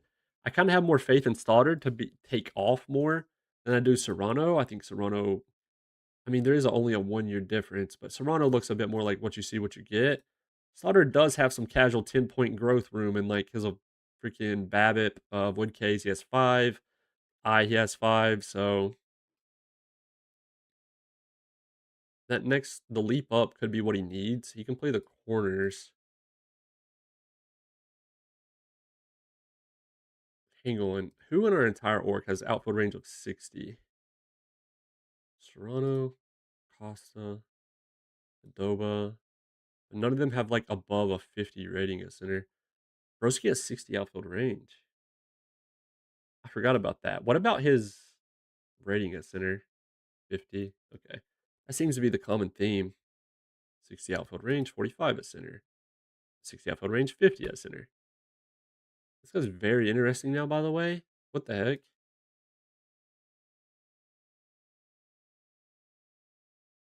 Wait. We didn't have him on top our favorite prospects either. His profile is like really fun. His BABIP stinks though. Nathaniel Davis, that's like a really good center field defense combo, but same with him. But the bat is just awful. Same with him. His bat, oh, never mind. He's 25. Okay. And then what about the active roster? I think it might literally be outfield range of at least 60. Calvin, Roniel. Bass has 60? Oh, he'd only be a 45 at center. Merlot also has 60. What would he be at center? Probably a freaking 30 or something crazy. A 45. Like, how, man? Willits is a freak. Surely he's like a crazy center fielder as well. Okay, at least a 55. Davis. I did not realize he had a casual 60 outfield range. Hold up. Why the heck wouldn't I just put him then? Wait a minute, wait a minute, wait a minute.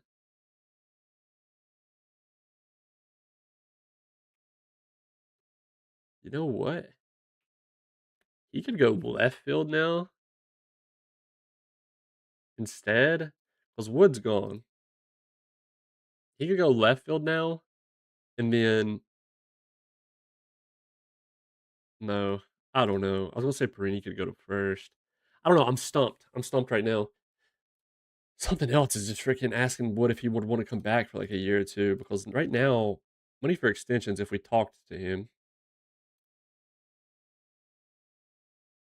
is okay. Never mind. He wants 6 years. There's no way we get him down to like 1 or 2, probably, surely. It's a lot of money as well that we would already have tied up for the second year mainly would be the biggest worry because Ethan Bass is expiring. Willits, guys like that would be coming up. And if we were to magically get the money to afford them, I'd hate to handicap ourselves by having James Wood for another 2 years on 40 plus mil. It's gonna suck losing him, man.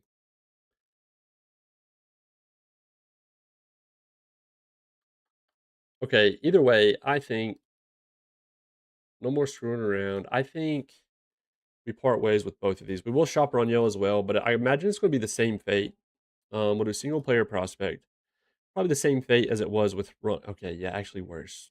Just literally no player. Actually, they didn't want to give us. Yeah, no one. All right, so no one likes Lewis. Noted. Sorry, Lewis. I don't know what you did, but it says he's not a troublemaker by any means. So somebody's lying on my guy. Don't know who it is. So we're just going to withdraw that, and we'll withdraw that one. They're both going to walk. Offered everybody with a pound sign beside their name. Down here, Dirk's on the way out. We're submitting the qualifying offer. Was amazing. I can't justify that contract. Not the biggest fan of it. I don't know. I guess there is a way to justify it, but like, I don't know. I wish he'd give us more innings, but with 40 stamina, he's not going to. He still made 6 WAR with that stam, though.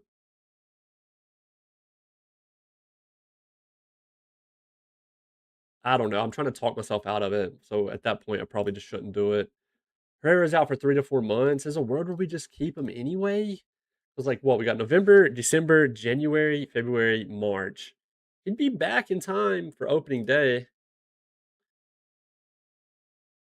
That is a pretty big injury, though, because March 28th is regular season.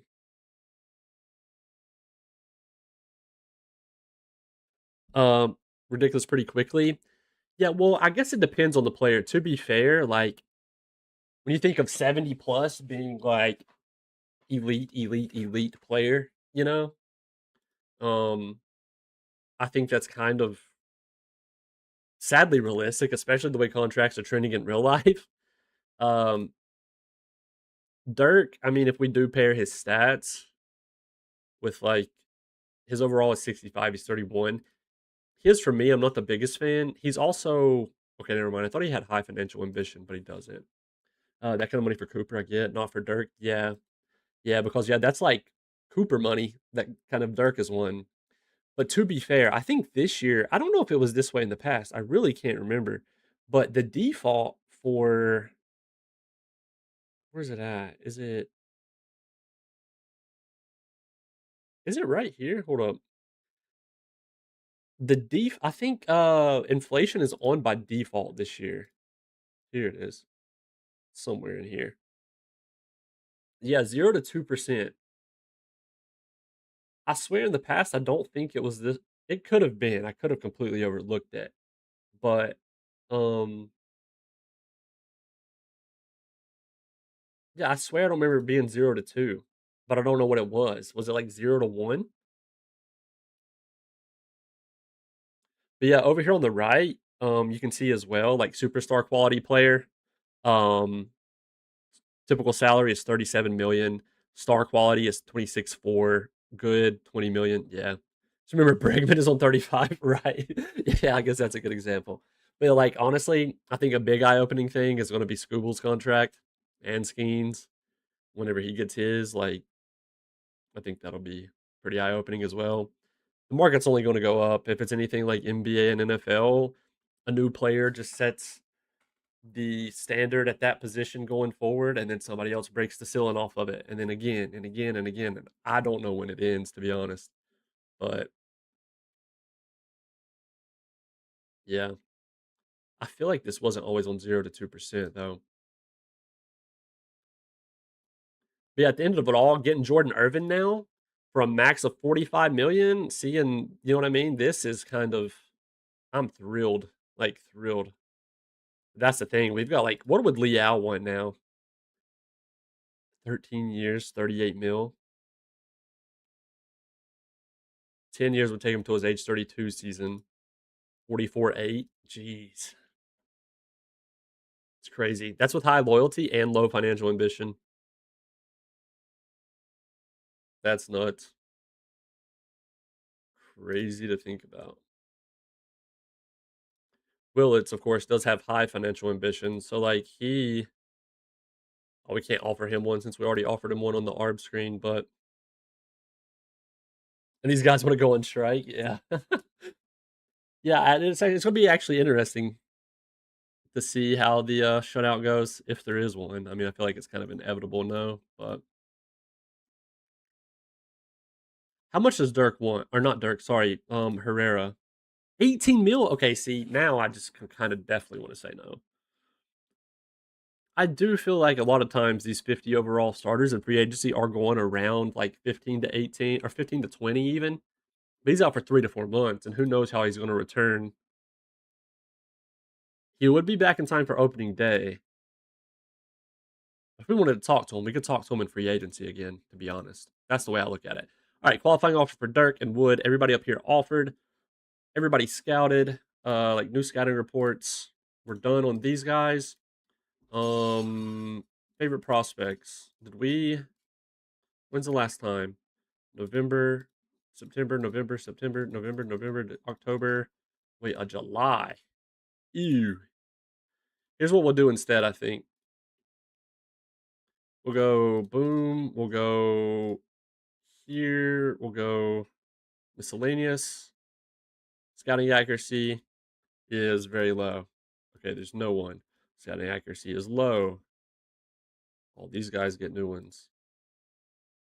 Scouting accuracy is average. Everybody here gets new ones. Scouting accuracy is high. Holy crap. That's 67. Of course it is. Of course it's 67 players. Why wouldn't it be?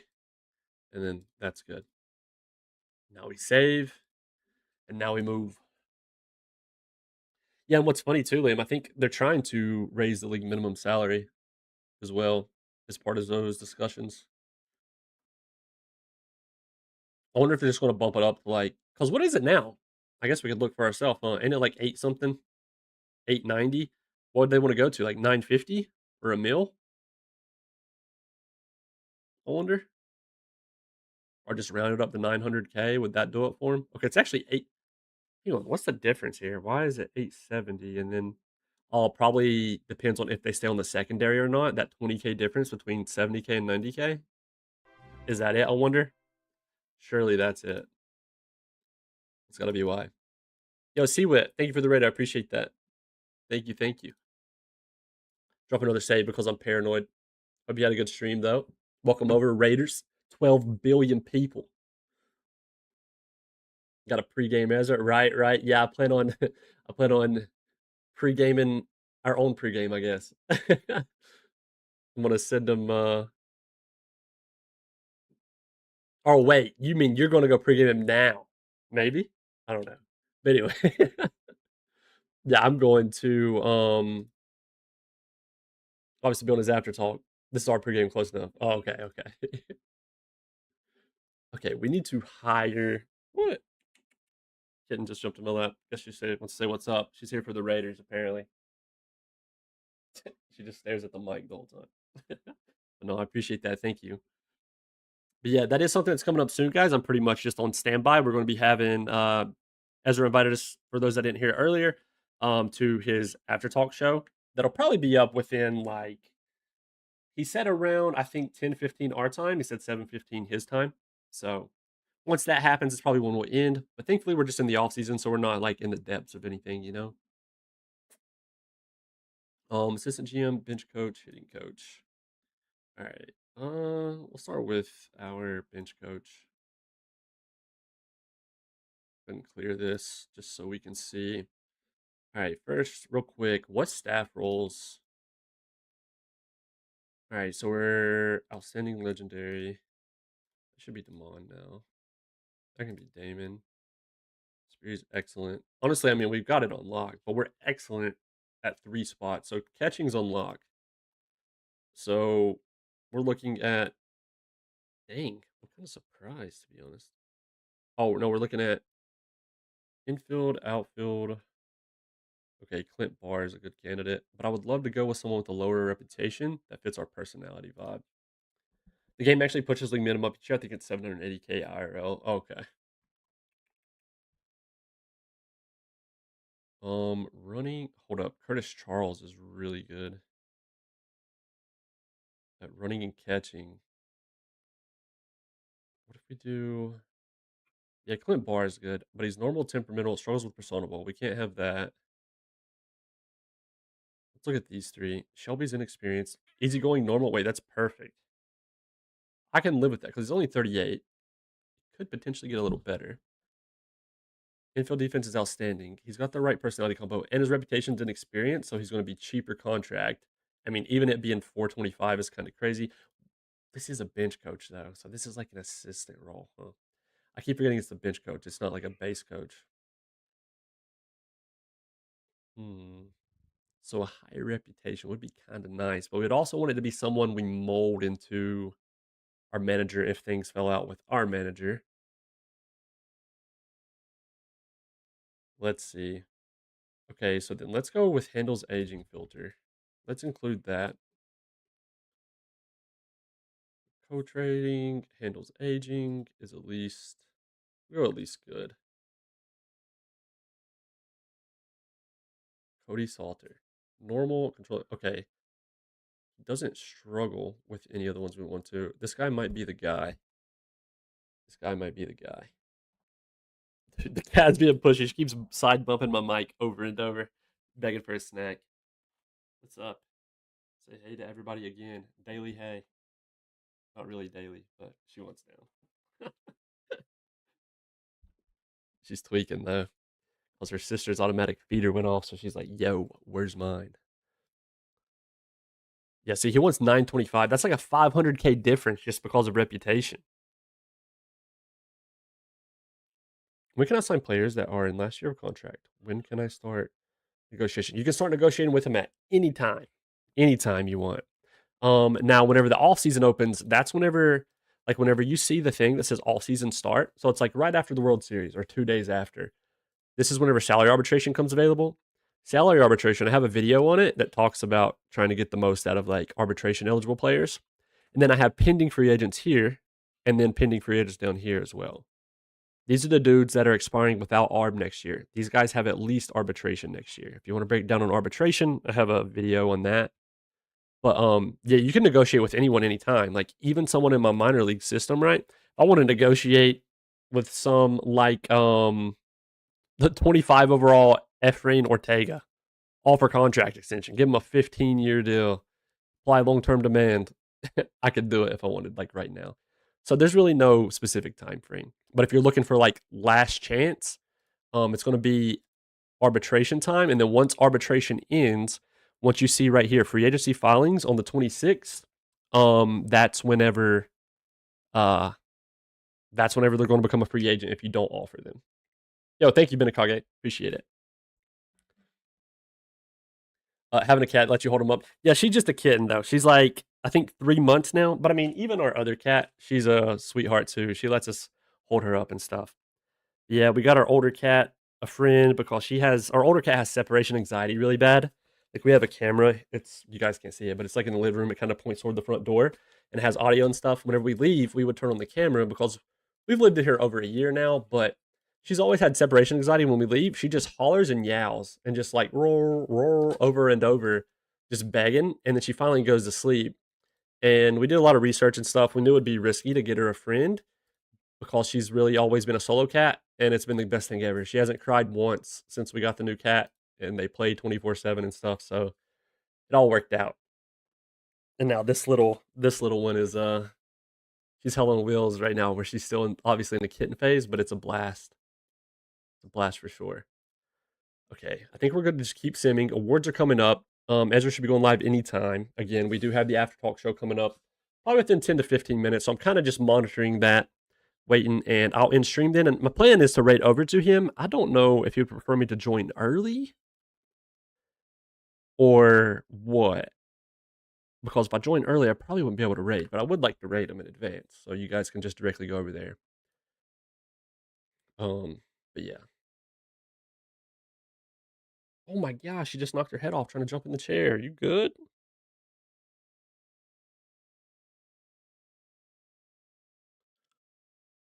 Do we give an unproven?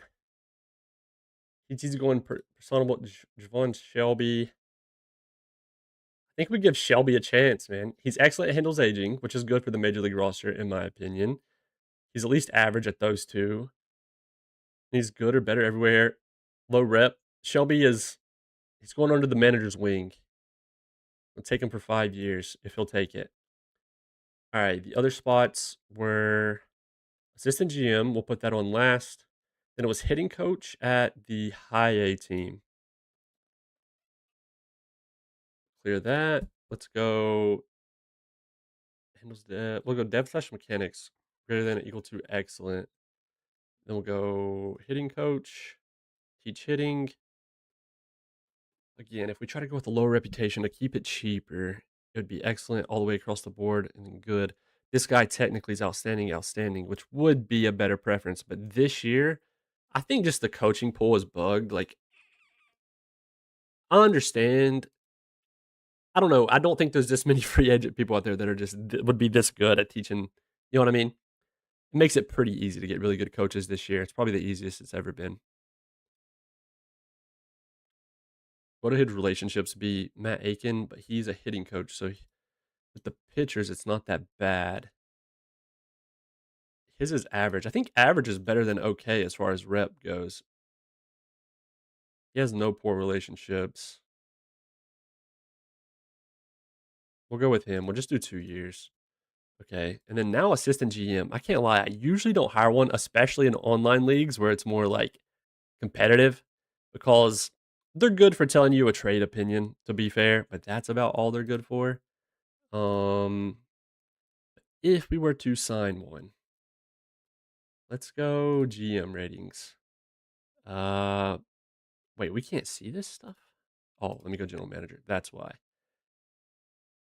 I don't know. Maybe we could get scouting budget preference high, development budget preference high. Let's get someone who has like the same ideas as us, because why not? Um, value ratings. Hang on. Let's go value ratings. Let's go speed compared to power is at least favor power. How much does that cut it down? A little bit. Um, what if we go drafting? We care about a lot.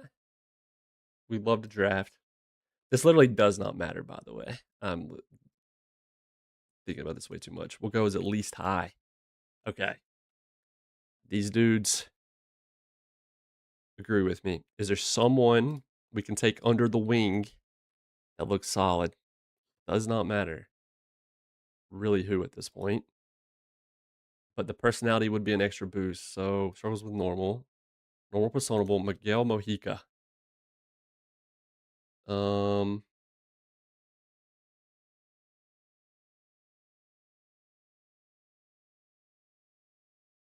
normal, low, low. This doesn't matter. Very high drafting, high international amateur. Development motor preference, very high. Okay, okay. Oh, draft started. What to do? I have a draft guide video as well, if that would help you. I probably have a video. I feel like I tried to make a video for every little niche thing that you will likely encounter across the game. Um, for the most part, I think one of the things I might have not done was like maybe the rule 5 or something. But yeah, so to start the draft, you can go up here, MLB at the top, and you can go to the draft right there. And anytime you want to leave the draft, you can still leave it. You can just get back to it by going right there as well. Clicking MLB at the top. All right. Let me message Edrup, by the way.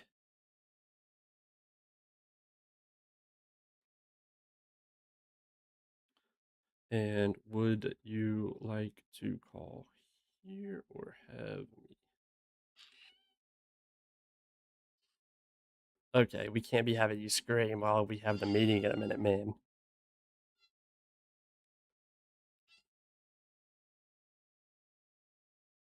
Okay.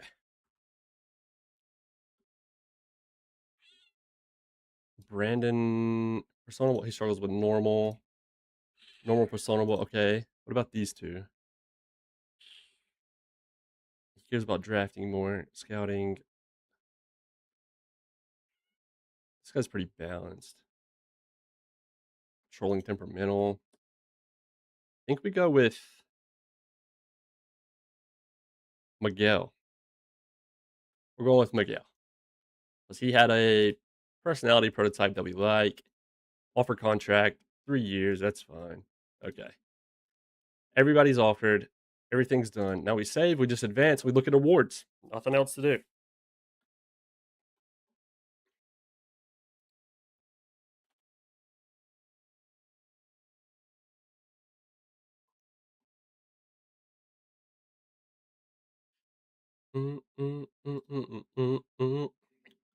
Gold Glove will be the first one, the 11th.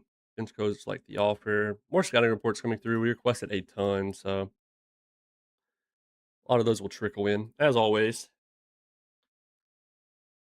Hitting coach liked it.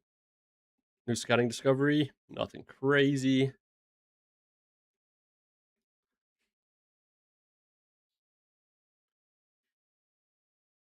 Okay, nice. New hitting coach Herman Gordon. He signed. Another scouting discovery. Alfredo Urena.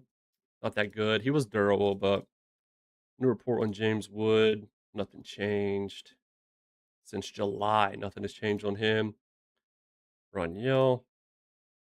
Let's go through these fast. I'm just going to look up there for any big changes. Wait, Moorhead. He used to have an interesting profile. Yeah, he kind of still does, but he's 26 now. So, you know.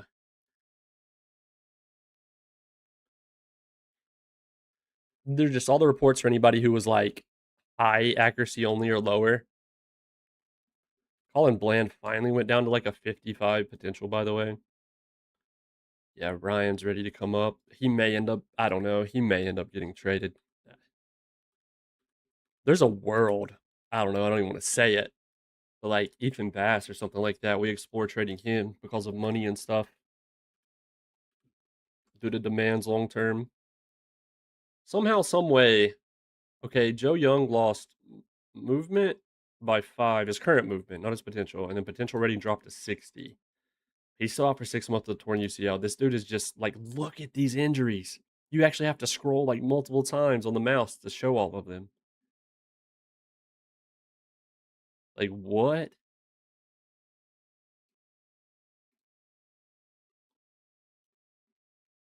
There's no way he makes it.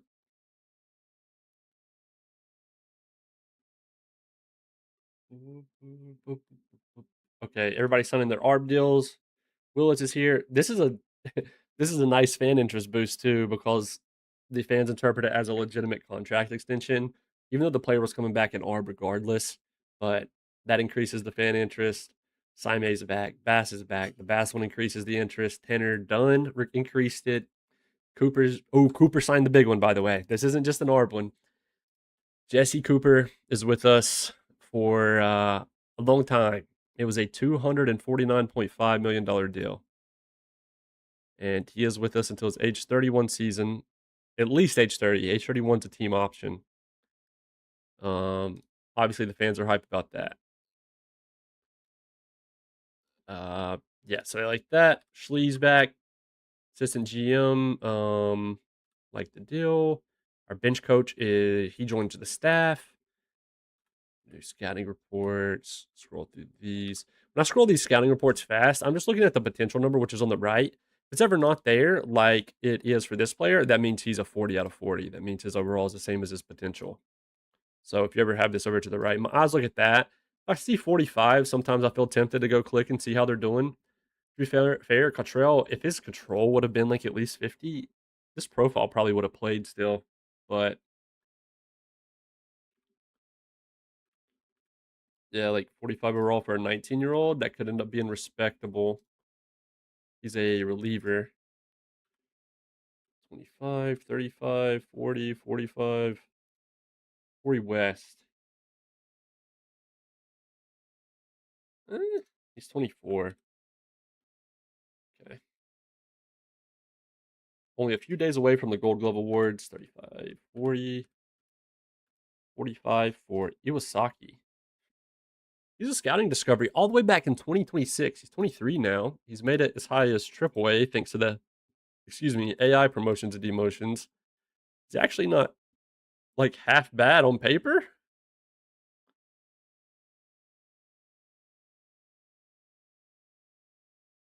Sorry, checking my messages just to make sure. He could end up being decent. Everything would like that's projected to be 50 though would actually have to make it. We'll see. We'll see. I think today is Gold Glove Awards. Assistant GM joins, or actually it might be tomorrow. 45. Antonio Rivera. Okay, he's actually not half bad. He's 23 though. I thought he was 19. I guess I saw the other email. 40, 40, 30, 35, 40. Okay. Yeah, they're tomorrow.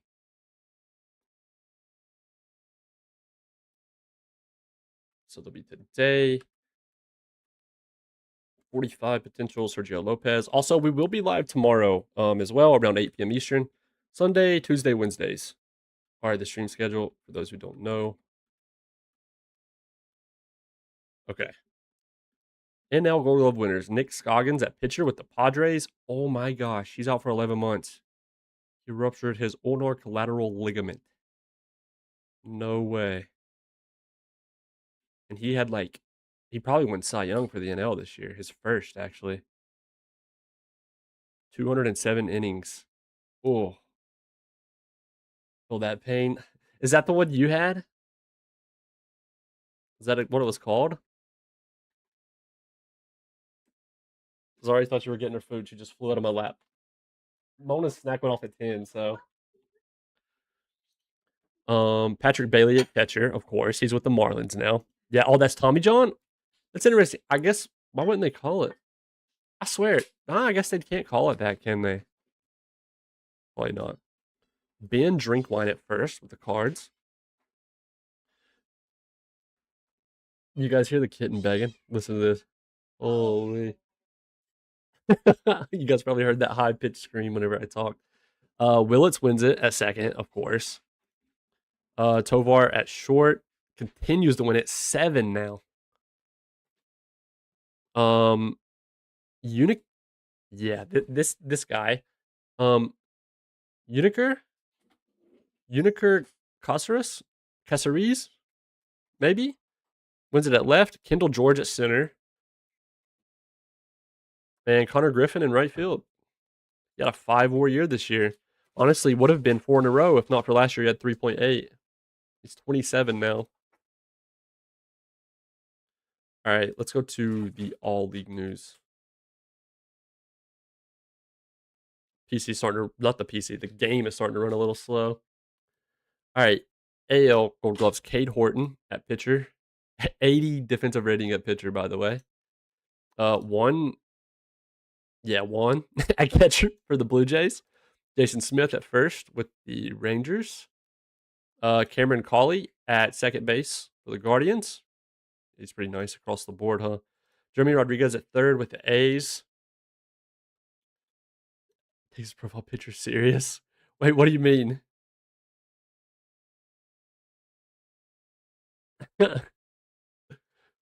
Jeremy Rodriguez at third with the A's. I think I said that. Lombard at shortstop with the A's. Oh, pitcher fielding. Oh, my bad. Yeah, but I said profile pictures, and then I went and looked at his profile picture up there. Oh god, Lombard at short. Yeah, he's gross. He's like, did they lock him up? They did not lock him up yet. That'll be interesting. 7.6 WAR, 8.6 led both years. Colton Ledbetter in left. Center field, Max Clark. He's gross at defense. He's pretty good. 6 WAR this year, by the way. 2.9 last year, then 6 plus. What the heck? 2.7, 5.7, 7.3, 6.3, 2.9. Jeez.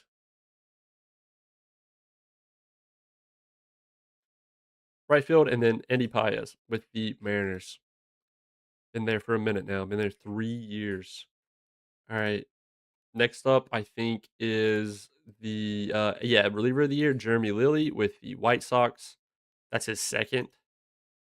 Second place was his coworker, Randy Mathis. In the NL, Elijah Harris of the Brewers wins it. And then second was our own Tanner Dunn. Wow. Actually, good for him. How did he not win it? He got screwed, actually.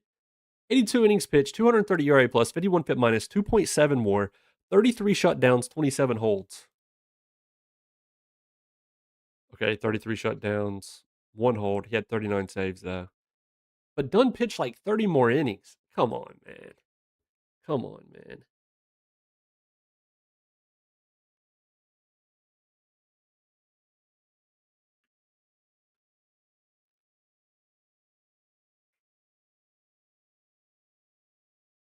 All right, AL Silver Slugger, Bo Peterson at catcher. Wait, he's gross. Did he like explode? Yeah, he did. Holy crap. They got him in a trade from the Yankees. Dude, they regularly just keep the best catchers in the league. Kurtz at first. Jackson Holiday at second. He's with the Astros. Oh, yeah, that's right. I remember talking about him signing that deal. Javi Rodriguez at third. Yeah, he's like on some GOAT level stuff over here with the freaking Angels. Like, look at this guy. Red everywhere, dude. Lombard at short. Dang. So he wins Silver Slugger and Gold Glove. Victor Gomez in left with the Orioles. Wow, he's got 80 power. He had 36 homers this year, 32 last year in his rookie year. Rough defender, though. Hopefully they're not actually playing him at left field. Miguel Oquendo with the Guardians wins it at center field? What?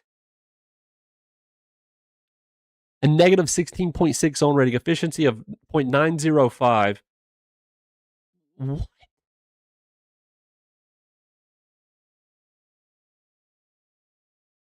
All right, I guess. Caglianone, he wins it again. Wait, that wasn't for defense. That's for Silver Slugger. I'm an idiot. It's Silver Slugger. I totally forgot we're looking at Silver Slugger. I'll open it. Gotta open the salsa jar. Wait, you're gonna have to hit it with a freaking spoon again, remember? They always do that. It's gonna be loud. I can't do it right now, probably. Then yeah, Caglianone. So yeah, he wins it again. He wins his fifth. And then Soderstrom wins his second. Who's with the Yankees now. On the NL side, surely we had some winners. Kyle Till of the Brewers. Drinkwine at first. Dave Romeo at second. Of course, this guy is also okay. No, this guy being in Coors is a cheat code, man. He led an average on base, slugging, OPS, hits, like 40 plus home runs the last 3 years. Get him out of Coors and we'll see how good he is. I'm just kidding. He's still going to be like great regardless. Irvin wins it at third. Nice. Second Silver Slugger. Jose Ibarra wins it at short. Wait, that's crazy. He's listed center field though. That's interesting. James Wood wins it in left field. Okay. So he ends with 5 with the Nationals. Center field, Calvin Leal wins it. That's his second in as many years as the MLB. Right fielder, Bryce Eldridge. He had 38 home runs, 101 RBIs. And then DH is Bottenfield, of course. Of course.